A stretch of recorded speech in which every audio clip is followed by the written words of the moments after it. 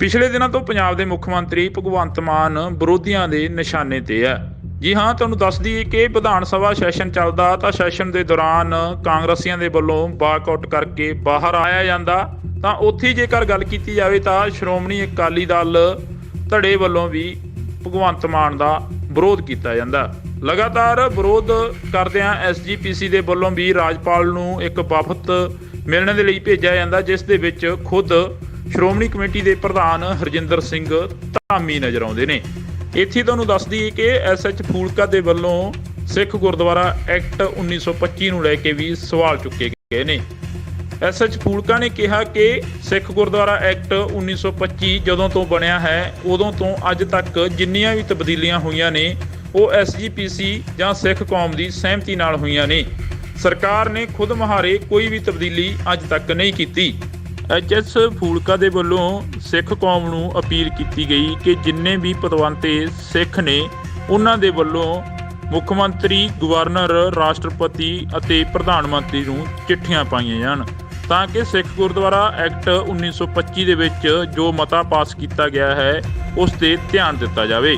HS Phoolka ਨੇ ਕਿਹਾ ਕਿ 90% ਸਿੱਖ ਬਾਦਲਾਂ ਦੇ ਖਿਲਾਫ ਨੇ, ਪਰ ਜਿਸ ਤਰੀਕੇ ਨਾਲ ਪੰਜਾਬ ਸਰਕਾਰ ਨੇ ਇਸ ਵਿੱਚ ਸੋਧ ਕੀਤੀ ਹੈ, ਬਾਦਲ ਦੀ ਬਜਾਏ ਇਹ ਸਰਕਾਰ ਬਨਾਮ ਸਿੱਖ ਬਣ ਗਿਆ ਏ। SH ਫੂਲਕਾ ਆਮ ਆਦਮੀ ਪਾਰਟੀ ਦੇ ਵੱਲੋਂ ਚੋਣ ਲੜ ਚੁੱਕੇ ਨੇ ਤੇ ਆਮ ਆਦਮੀ ਪਾਰਟੀ ਨੂੰ ਅਲਵਿਦਾ ਵੀ ਕਹਿ ਚੁੱਕੇ ਨੇ, ਤਾਂ ਉਹਨਾਂ ਦੇ ਵੱਲੋਂ ਵੀ ਪੰਜਾਬ ਸਰਕਾਰ ਦੇ ਉੱਪਰ ਸਵਾਲ ਚੁੱਕੇ ਗਏ ਨੇ। ਜੀ ਹਾਂ, ਤੁਹਾਨੂੰ ਸੁਣਾਉਂਦੇ ਆ ਕਿ SH ਫੂਲਕਾ ਨੇ ਆਪਣੀ ਪ੍ਰੈਸ ਕਾਨਫਰੰਸ ਦੇ ਰਾਹੀਂ ਪੰਜਾਬ ਸਰਕਾਰ ਦੇ ਉੱਪਰ ਕੀ ਸਵਾਲ ਚੁੱਕੇ ਨੇ। हाँ जी, तुहाडा सब का बहुत धन्यवाद जी। अज का जिहड़ा मुद्दा जिहड़ा मैं पिछे काफ़ी समय तो चंडीगढ़ के मीडिया नाल ज़्यादातर आपां पंजाब की जमीन नूं बचाउण लई ते पंजाब की किसानी नूं बचाउण लई ही विचार करते रहे हैं, पर अज का मुद्दा जिहड़ा है वो ये जो पंजाब सरकार ने जो सिख गुरुद्वारा एक्ट विच अमेंडमेंट की है, सोध की है, अज उसके बारे है। और अज देखो इस दे विच जे आपां देखिए तो दुनिया भर दे विच 90% सिख इस टाइम बादलों के खिलाफ हैं, पर जिस तरीके नाल ये अमेंडमेंट सोध ये पंजाब सरकार ने की आ, वो एक बड़ी ही एक डेंजरस प्रेसिडेंट, एक खतरनाक परंपरा की शुरुआत हो रही है। और उससे करके वो 90% सिख जिहड़े के बादलों के खिलाफ ने उन्होंने भी इस वेले मजबूर होके ये जिहड़ी अमेंडमेंट आ इहदा विरोध करना पै रहा। जो शुरू दे विच मैं भी एक गल कही सी कि बादलों का कंट्रोल खत्म किया जाए। मैं तो शुरू तो इस गल के हक में हाँ कि पोलीटिकल पार्टियां का ही कंट्रोल खत्म किया जाए, कल्ले बादलों का नहीं। पोलीटिकल पार्टियां का ही कंट्रोल खत्म किया जाए। पर जो एकदम ये गल आई अमेंडमेंट जिस दिन आनी सी उस तो एक दिन पहला ये 20 तरीक को आई, 18 को ट्वीट आई, उदों पता नहीं सी की, 19 को फिर पता ही नहीं लग्या कि ये की अमेंडमेंट आ रही या की हो रहा, कि नवा एक्ट आ रहा की नहीं हो रहा। ते उस गल तो मजबूर होके मेरे वर्गे कई होर लोग जिहड़े के बादलों के खिलाफ भी सी उन्होंने भी ये तरीके का विरोध करना पिया उन्होंने भी। ते देखो गल है वैसे कहा कि जेकर सोचा जाए जो इन्हों की मनसा भी शायद सरकार की सीगी कि बादलों का नुकसान किया जाए, तो ये बादलों का नुकसान नहीं होया, बादलों तो न्यू लीज ऑफ लाइफ मिल गई आ। बादलों इन्नी विरोधता सी, बादलों पिंडों के कई जगह से अजे तक भी नहीं उन्होंने बोलन दिता जा रहा, पर उन्होंने कोलों कोई मुद्दा ही नहीं सी। जिस तरीके नाल कीता वो बादलों का मुद्दा मिल गया कि सरकार सिख धर्म के उत्ते कब्जे वाले पासे नूं चल पई है। ਉਹਨਾਂ ਨੂੰ ਇਹ ਮੁੱਦਾ ਮਿਲ ਗਿਆ ਔਰ ਉਹੀ ਪੰਥ ਖਤਰੇ ਦਾ ਫਿਰ ਉਹ ਸ਼ੁਰੂ ਹੋ ਗਿਆ। ਪਰ ਹੁਣ ਗੱਲ ਆਪਾਂ ਇਹ ਤਰੀਕਾ ਦੇਖੀਏ। ਮੈਂ ਇਸ ਕਰਕੇ ਮੈਂ ਅੱਜ ਜਿਹੜੀ ਇਹ ਤੁਹਾਡੇ ਅੱਗੇ ਇਹ ਬੇਨਤੀ ਕਰ ਰਿਹਾ ਮੀਡੀਆ ਦੇ ਥਰੂ, ਮੈਂ ਪੰਜਾਬ ਸਰਕਾਰ ਨੂੰ ਮੈਸੇਜ ਦੇਣਾ ਚਾਹੁੰਦਾ ਕਿ ਜਿਸ ਇੰਟੈਂਸ਼ਨ ਨਾਲ ਇਹ ਤਬਦੀਲੀ ਕੀਤੀ ਗਈ ਸੀ ਉਹ ਇੰਟੈਂਸ਼ਨ ਸਹੀ ਸੀ। ਕਿਸੇ ਇੱਕ ਚੈਨਲ ਦਾ ਕਾਪੀਰਾਈਟ ਕੀਰਤਨ ਉੱਤੇ ਨਹੀਂ ਹੋਣਾ ਚਾਹੀਦਾ ਔਰ ਬਾਦਲਾਂ ਦਾ ਕਬਜ਼ਾ ਇੱਥੋਂ ਖਤਮ ਹੋਣਾ ਚਾਹੀਦਾ। ਪਰ ਜੋ ਹੁਣ ਇਹ ਮੁੱਦਾ ਬਣ ਗਿਆ, ਇਹ ਕੱਲਾ ਸਰਕਾਰ ਬਨਾਮ ਬਾਦਲ ਨਹੀਂ ਰਿਹਾ, ਇਹ ਜਿਸ ਤਰੀਕੇ ਨਾਲ ਬਣ ਗਿਆ ਅੱਜ ਇਹ ਮੁੱਦਾ ਸਰਕਾਰ ਬਨਾਮ ਸਿੱਖ ਹੋ ਗਿਆ। ਤੇ ਇਸ ਕਰਕੇ ਸਰਕਾਰ ਨੂੰ, ਪੰਜਾਬ ਸਰਕਾਰ ਨੂੰ ਬੇਨਤੀ ਕਰਦਾ ਕਿ ਇਸ ਦੇ ਉੱਤੇ ਮੁੜ ਵਿਚਾਰ ਕਰੇ, ਇਸ ਉੱਤੇ ਮੁੜ ਵਿਚਾਰ ਕਰੇ। ਤੇ ਇਸ ਦੇਖੋ ਕਈ ਅਮੈਂਡਮੈਂਟਾਂ ਐਸੀਆਂ ਹੁੰਦੀਆਂ ਜਿਹੜੀਆਂ ਕਿ ਈਵਨ ਪਾਸ ਹੋਣ ਤੋਂ ਬਾਅਦ ਵੀ ਉਹ ਐਕਟ ਕਈ ਵਾਰੀ ਕਈ ਸਾਲਾਂ ਤੱਕ ਹੀ ਪੈਂਡਿੰਗ ਰੱਖੇ ਜਾਂਦੇ ਆ, ਇੰਪਲੀਮੈਂਟ ਨਹੀਂ ਕੀਤੇ ਜਾਂਦੇ, ਕਈ ਵਾਰੀ ਹੁੰਦਾ। ਤਾਂ ਇਸ ਤਰ੍ਹਾਂ ਮੈਂ ਸਰਕਾਰ ਨੂੰ ਇਹ ਬੇਨਤੀ ਕਰਦਾ ਕਿ ਇਹ ਅੱਜ ਦੇ ਜੋ ਹਾਲਤ ਹੈ ਇਹਨਾਂ ਨੂੰ ਦੇਖ ਕੇ ਮੈਂ ਉਹ ਵਜ੍ਹਾ ਦੱਸਾਂਗਾ ਮੈਂ ਕਿਉਂ ਇਹ ਕਹਿ ਰਿਹਾ। ਹੁਣ ਤੁਹਾਨੂੰ ਮੈਂ ਤੁਹਾਡੇ ਥਰੂ ਮੈਂ ਕਨਵੇ ਇਹ ਕਰੂੰਗਾ ਪੰਜਾਬ ਦੇ ਪਬਲਿਕ ਨੂੰ, ਸਿੱਖ ਕੌਮ ਨੂੰ ਤੇ ਸਰਕਾਰ ਨੂੰ ਕਿ ਮੇਰੀ ਇਹ ਕਹਿਣ ਦੀ ਵਜ੍ਹਾ ਕੀ ਆ ਕਿ ਜਿਸ ਇੰਟੈਂਸ਼ਨ ਨਾਲ, ਜਿਸ ਮਕਸਦ ਨਾਲ ਇਹ ਕੀਤਾ ਗਿਆ ਸੀ, ਉਹ ਮਕਸਦ ਦੀ ਬਜਾਏ ਇੱਥੇ ਕੁਝ ਹੋਰ ਹੀ ਮਾਹੌਲ ਬਣਦਾ ਜਾ ਰਿਹਾ ਔਰ ਇੱਕ ਬੜੀ ਖਤਰਨਾਕ ਪਰੰਪਰਾ ਵਾਲੇ ਪਾਸੇ ਨੂੰ ਅਸੀਂ ਸ਼ੁਰੂ ਹੋ ਗਏ।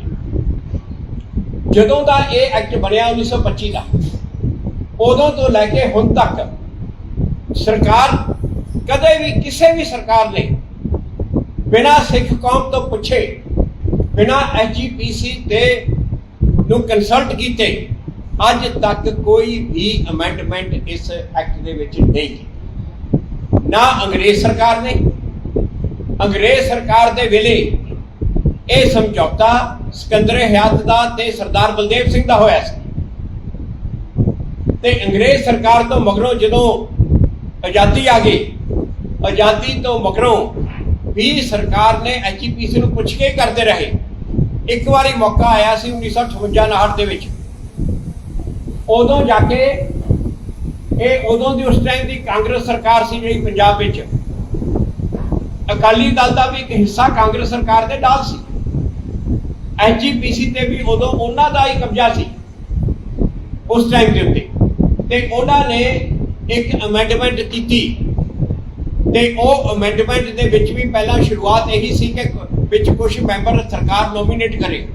ਜਦੋਂ ਵਿਰੋਧ ਹੋਇਆ ਤਾਂ ਉਹਨਾਂ ਨੇ ਕਿਹਾ ਨੋਮੀਨੇਟ ਨਹੀਂ, ਇਲੈਕਟ ਕਰੇ। ਪਰ ਉਹ ਮੁੱਦਾ ਇਹ ਸੀ ਕਿ ਉਹ ਅਮੈਂਡਮੈਂਟ ਸਿੱਖਾਂ ਦੀ ਕੰਸਲਟ ਕੀਤੇ ਬਿਨਾਂ, ਐਸਜੀਪੀਸੀ ਨੂੰ ਕੰਸਲਟ ਕੀਤੇ ਬਿਨਾਂ ਕੀਤੀ ਗਈ।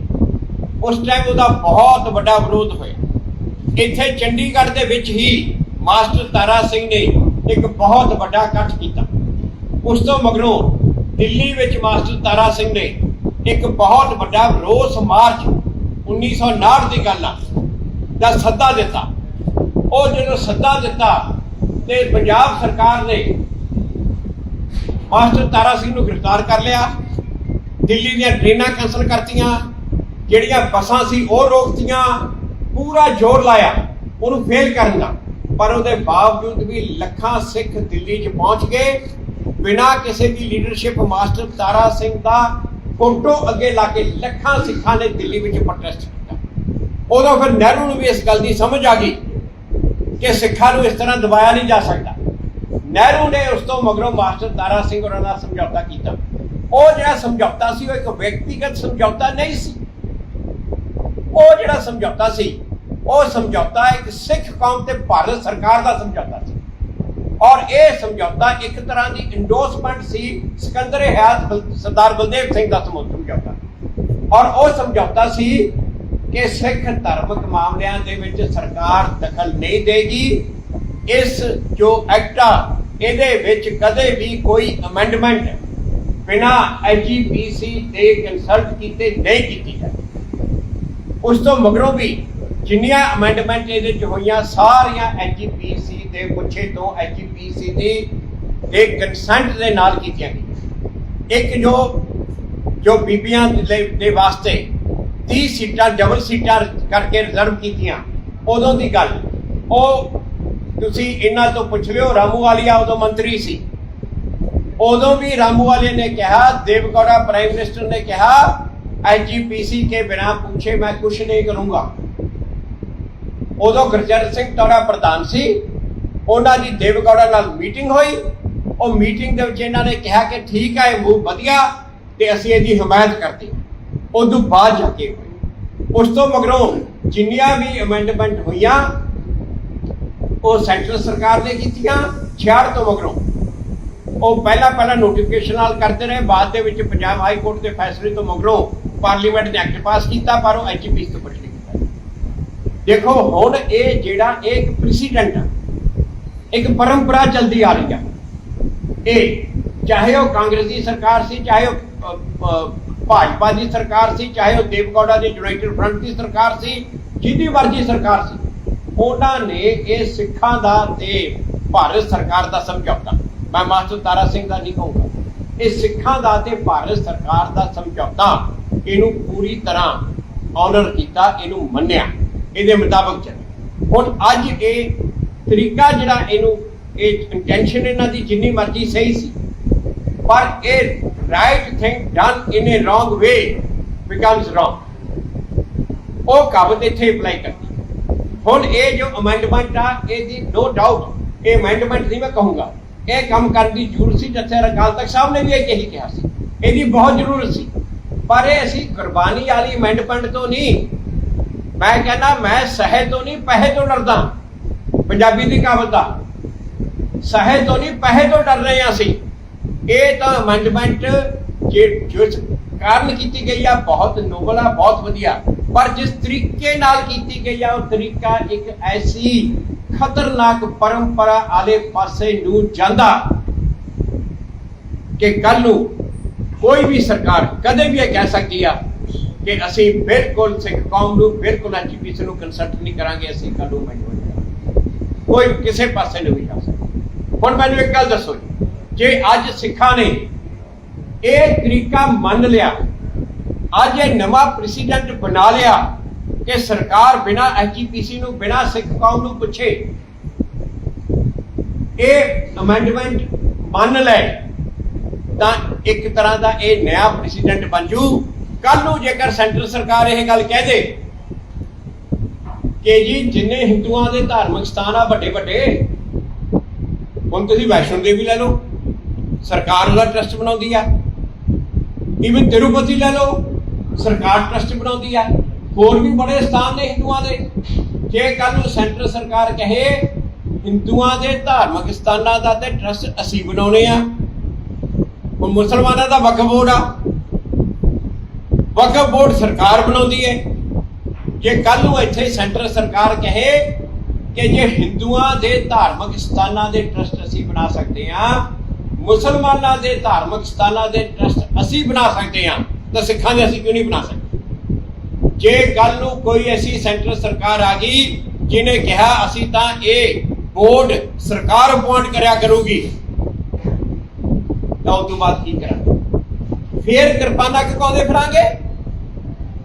ਤਾਂ ਮੈਂ ਅੱਜ ਮੇਰਾ ਜੋ ਮਕਸਦ ਆ ਉਹ ਚੁਕੰਨੇ ਕਰਨਾ, ਉਹ ਸਾਰਿਆਂ ਨੂੰ ਚੁਕੰਨੇ ਕਰਨਾ, ਕੱਲੀ ਸਿੱਖ ਕੌਮ ਨੂੰ ਨਹੀਂ, ਪੰਜਾਬ ਨੂੰ ਵੀ, ਹਰ ਇੱਕ ਪੰਜਾਬੀ ਨੂੰ ਇੱਥੇ ਚੁਕੰਨੇ ਕਰਨਾ। ਅਸੀਂ ਬੜੇ ਮਾੜੇ ਦੌਰ ਚੋਂ ਗੁਜ਼ਰੇ ਆ, ਕਿਤੇ ਇਹ ਨਾ ਹੋਵੇ ਕਿ ਇਹੋ ਜਿਹਾ ਕੁਛ ਕਰਕੇ ਕੱਲ ਨੂੰ, ਅੱਜ ਦੇ ਦਿਨ 'ਚ ਨਹੀਂ ਹੋਊਗਾ, ਪਰ ਕੱਲ ਨੂੰ ਕਦੇ ਵੀ ਇਹੋ ਜਿਹਾ ਕੁਛ ਹੋਣ ਲੱਗ ਗਿਆ ਤਾਂ ਆ ਪੰਜਾਬ ਦੀ ਜਿਹੜੀ ਸ਼ਾਂਤੀ ਬੜੀ ਮੁਸ਼ਕਿਲ ਨਾਲ ਆਈ ਆ, ਕਿਤੇ ਉਹਦੇ ਵਿੱਚ ਫਿਰ ਨਾ ਗੜਬੜੀਆਂ ਹੋ ਜਾਣ। ਤੇ ਕੱਲ ਨੂੰ ਜੇਕਰ ਮੈਨੂੰ ਇੱਕ ਗੱਲ ਹੋਰ ਦੱਸੋ, ਜੇਕਰ ਕੱਲ ਨੂੰ ਕੋਈ ਇਹੋ ਜਿਹਾ ਉੱਥੇ ਸੈਂਟਰ ਦੀ ਸਰਕਾਰ ਆ ਗਈ ਜਾਂ ਕੋਈ ਪੰਜਾਬ ਦੀ ਇਹੋ ਜਿਹੀ ਸਰਕਾਰ ਆ ਗਈ, ਉਹ ਆ ਕੇ ਕਹਿਣ ਕਿ ਜੀ ਅਸੀਂ ਤਾਂ ਜੀ ਆ ਰਹਿਤ ਮਰਿਆਦਾ ਦਾ ਰੂਲ ਅਸੀਂ ਬਣਾਉਣੇ ਆ, ਅਸੀਂ ਸਾਡੇ ਕੋਲੇ ਹੱਕ ਆ, ਅਸੀਂ ਤਾਂ ਰੂਲ ਬਣਾਉਣੇ ਆ, ਐਕਟ ਦੇ ਵਿੱਚ ਅਮੈਂਡਮੈਂਟ ਕਰਕੇ ਰੂਲ ਪਾਸ ਕਰਦੇ ਆ, ਰਾਇਤ ਬਰਾਤ ਅਸੀਂ ਸੈੱਟ ਕਰਾਂਗੇ। ਕਿਵੇਂ ਰੋਕੋਗੇ ਜੀ? ਨੂੰ ਬੜੀ ਵੱਡੀ ਚੇਤਾਵਨੀ। ਇੰਟੈਲੀਜੈਂਸ ਏਜੰਸੀਆਂ ਬੜੀ ਦੇਰ ਤੋਂ ਇਹ ਕੋਸ਼ਿਸ਼ ਕਰ ਰਹੀਆਂ ਕਿ ਇਹ ਜਿਹੜਾ ਸਿੱਖ ਬਨਾਮ ਸਰਕਾਰ ਸਮਝੌਤਾ ਇਹ ਖਤਮ ਹੋਵੇ ਤੇ ਸਰਕਾਰ ਆਪਣੀ ਮਰਜ਼ੀ ਨਾਲ ਇਹਦੇ 'ਚ ਅਮੈਂਡਮੈਂਟ ਕਰ ਸਕੇ। ਉੱਥੇ ਅਮੈਂਡਮੈਂਟ ਉਹ ਕੀ ਚਾਹੁੰਦੇ ਆ ਕਿ ਸਰਕਾਰ ਦੇ ਮੁਤਾਬਕ ਜੇ ਕਦੇ ਵੀ ਦਰਬਾਰ ਸਾਹਿਬ ਦੇ ਵਿੱਚ ਕੋਈ ਇਲੀਗਲ ਐਕਟੀਵਿਟੀ ਹੋਈ ਤਾਂ ਸਰਕਾਰ ਐਸਜੀਪੀਸੀ ਨੂੰ ਡਿਸੋਲਵ ਕਰਕੇ ਇੱਕ ਆਪਣਾ ਬੋਰਡ ਬਣਾ ਸਕਦੀ ਹੈ, 5 ਸਿੱਖਾਂ ਨੂੰ ਨੋਮੀਨੇਟ ਕਰ ਦੂਗੀ, ਆਪਣਾ ਬੋਰਡ ਬਣਾ ਦੂਗੀ, ਜਿਵੇਂ ਉਹ ਸੰਤਾ ਸਿੰਘ ਨੂੰ ਉਦੋਂ ਲੈ ਕੇ ਆਏ ਸੀ। ਤੇ ਜੇ ਇਹ ਅਮੈਂਡਮੈਂਟ ਕੱਲ ਨੂੰ ਆ ਗਈ ਤਾਂ ਕਿਵੇਂ ਰੁਕੋਗੇ? ਇਹ ਮੈਂ ਸਹੇ ਤੋਂ ਨਹੀਂ ਪੈਸੇ ਤੋਂ ਡਰਦਾ। ਇਹ ਡੇਂਜਰਸ ਪ੍ਰੈਸੀਡੈਂਟ ਸੈੱਟ ਹੋਣ ਜਾ ਰਹੇ ਆ। ਇੱਕ ਵਾਰੀ ਜੇਕਰ ਇਹ ਸੈੱਟ ਹੋ ਗਿਆ, ਅੱਜ ਮੈਂ ਜਿਹੜੇ ਅੱਜ ਸਿੱਖ ਬਾਦਲਾਂ ਦੇ ਵਿਰੋਧੀ ਹੋਣ ਕਰਕੇ, ਮੈਂ ਵੀ ਬਾਦਲਾਂ ਦਾ ਵਿਰੋਧੀ ਹਾਂ, ਪਰ ਮੈਨੂੰ ਨਾਲ ਦੀ ਨਾਲ ਇਹ ਇਸ ਤੇ ਜੋ ਭਵਿੱਖ ਦੇ ਵਿੱਚ ਖਤਰਾ ਅਸੀਂ ਮੁੱਲ ਲੈ ਰਿਹਾ ਮੈਨੂੰ ਉਹ ਦਿਸਦਾ। ਅੱਜ ਜੋ ਸਿੱਖ ਬਾਦਲਾਂ ਦੇ ਵਿਰੋਧੀ ਹੋਣ ਕਰਕੇ ਇਹਨੂੰ ਪੂਰੀ ਸਪੋਰਟ ਕਰ ਰਿਹਾ, ਉਹਨਾਂ ਨੂੰ ਮੈਂ ਚੁਕੰਨੇ ਕਰਨੇ ਚਾਹੁੰਦਾ ਕਿ ਕਿਤੇ ਇਹ ਤਾਂ ਨਹੀਂ ਕਿ ਅਸੀਂ ਇੱਕ ਬੜੇ ਖਤਰਨਾਕ ਰਾਹ ਤੇ ਚੱਲ ਪਏ ਇਹ ਕਰਦੇ। ਇਸ ਕਰਕੇ ਇਹ ਬਹੁਤ ਜ਼ਰੂਰੀ ਆ, ਇਸੇ ਮੌਕੇ ਤੇ ਇਸ ਨੂੰ ਰੋਕਿਆ ਜਾਵੇ। ਮੈਂ ਸਿੱਖਾਂ ਨੂੰ ਇੱਕ ਅਪੀਲ ਕਰਦਾ, ਸਿੱਖ ਕੌਮ ਨੂੰ, ਉਹ ਗੁਰੂ ਸਾਹਿਬ ਨੇ ਵੀ ਸਾਨੂੰ ਜ਼ਫਰਨਾਮਾ ਲਿਖ ਕੇ ਸਿਖਾਇਆ ਸੀ ਕਲਮ ਦੀ ਵਰਤੋਂ ਕਰਨੀ। ਅੱਜ ਇਹ ਮੌਕਾ, ਇਹ ਕਲਮ ਦੀ ਵਰਤੋਂ ਕਰੋ, ਕਿਰਪਾਨਾਂ ਨੂੰ ਘੁਮਾਉਣ ਦੀ ਕੋਈ ਜ਼ਰੂਰਤ ਨਹੀਂ ਹੈ। ਅੱਜ ਗੁਰੂ ਸਾਹਿਬ ਨੇ ਜੋ ਸਾਨੂੰ ਕਲਮ ਫੜਾਈ ਆ ਨਾ, ਜ਼ਫਰਨਾਮਾ ਲਿਖ ਕੇ ਔਰੰਗਜ਼ੇਬ ਨੂੰ ਹਲਾਤਾ ਸੀ, ਅੱਜ ਦੇ ਸਿੱਖ ਕੌਮ ਦੇ ਵਾਸਤੇ ਉਹ ਚੈਲੰਜ ਆ, ਇਹ ਚੈਲੰਜ ਆ ਕਿ ਕੀ ਤੁਸੀਂ ਅੱਜ ਕਲਮ ਦੀ ਵਰਤੋਂ ਕਰਕੇ, ਇਸ ਕਲਮ ਦੀ ਵਰਤੋਂ ਕਰਕੇ ਆਪਣੀ ਇਹ ਪਰੰਪਰਾ ਕਿ ਸਿੱਖ ਕੌਮ ਤੇ ਭਾਰਤ ਸਰਕਾਰ ਦਾ ਸਮਝੌਤਾ, ਭਾਰਤ ਸਰਕਾਰ ਜਾਂ ਕਿਸੇ ਵੀ ਸਰਕਾਰ ਵੱਲੋਂ ਸਿੱਖ ਧਰਮ ਦੇ ਵਿੱਚ ਦਖਲ ਨਾ ਦੇਣਾ, ਕੀ ਆਪਣੀ ਇਹ ਪੀੜ੍ਹੀ ਇਸ ਨੂੰ ਕਾਇਮ ਰੱਖ ਸਕਦੀ ਆ? ਅੱਜ ਇਸ ਚੀਜ਼ ਦਾ ਮੌਕਾ, ਜੇ ਤੁਸੀਂ ਅੱਜ ਕਲਮ ਨਹੀਂ ਵਰਤੀ ਤਾਂ ਕੱਲ ਨੂੰ ਕਿਰਪਾਨਾਂ ਘਮਾਉਂਦੇ ਫਿਰੋਗੇ। ਮੈਂ ਅੱਜ ਤੁਹਾਨੂੰ ਵਾਰਨ ਕਰਦੇ ਇਸ ਗੱਲ। ਅੱਜ ਆਪ ਚਿੱਠੀਆਂ ਲਿਖੋ, ਜਿੰਨੀਆਂ ਸਿੱਖ ਸੰਸਥਾਵਾਂ ਸਾਰੀਆਂ ਚਿੱਠੀਆਂ ਲਿਖੋ। ਭੁੱਲ ਜਾਓ ਕਿ ਇਹ ਬਾਦਲਾਂ ਨੂੰ ਫਿਕਸ ਹੋ ਰਹੇ ਆ। ਉਹ ਬਾਦਲਾਂ ਨੂੰ ਤਾਂ ਨਵੀਂ ਲੀਜ਼ ਆਫ ਲਾਈਫ ਮਿਲ ਗਈ, ਆਕਸੀਜਨ ਮਿਲ ਗਈ ਆ ਬਾਦਲਾਂ ਨੂੰ। ਤਾਂ ਇਹ ਤਾਂ ਸਿੱਖ ਕੌਮ ਦੇ ਵਾਸਤੇ ਖਤਰੇ ਦੀ ਗੱਲ ਆ। ਅੱਜ ਲੈਟਰ ਲਿਖੋ, ਪ੍ਰੈਜ਼ੀਡੈਂਟ ਨੂੰ ਲਿਖੋ, ਗਵਰਨਰ ਨੂੰ ਲਿਖੋ, ਮੁੱਖ ਮੰਤਰੀ ਨੂੰ ਲਿਖੋ, ਪ੍ਰਧਾਨ ਮੰਤਰੀ ਨੂੰ ਲਿਖੋ। ਅੱਜ ਕਲਮ ਦੀ ਵਰਤੋਂ ਕਰੋ ਤਾਂ ਕਿ ਕੱਲ ਨੂੰ ਤੁਹਾਨੂੰ ਕਿਰਪਾਨ ਦੀ ਵਰਤੋਂ ਨਾ ਕਰਨੀ ਪਵੇ। ਇਹ ਮੌਕਾ ਜਗ, ਇਹ ਮੌਕਾ ਉੱਠਣ ਦਾ। ਜੇ ਅੱਜ ਨਾ ਉੱਠੇ ਤਾਂ ਸਮਝੋ ਪਤਾ ਨਹੀਂ ਅਸੀਂ ਕਿਸ ਜਾਲ 'ਚ ਕਿਸ ਵਿੱਚ ਫਸ ਰਹੇ, ਕਿਹੜੇ ਵਾਲੇ ਪਾਸੇ ਫਸ ਰਹੇ। ਮੈਂ ਸਿਰਫ ਇਹ ਚੁਕੰਨੇ ਕਰ ਲਈ, ਇਹ ਤੁਹਾਡੇ ਵੀਰਾਂ ਦੇ ਥਰੂ ਮੈਂ ਇਹਨਾਂ ਨੂੰ, ਸਿੱਖ ਕੌਮ ਨੂੰ ਚੁਕੰਨੇ ਕਰ ਲਈ ਤੇ ਪੰਜਾਬ ਨੂੰ ਵੀ ਇਹ ਕਹਿਣ ਵਾਸਤੇ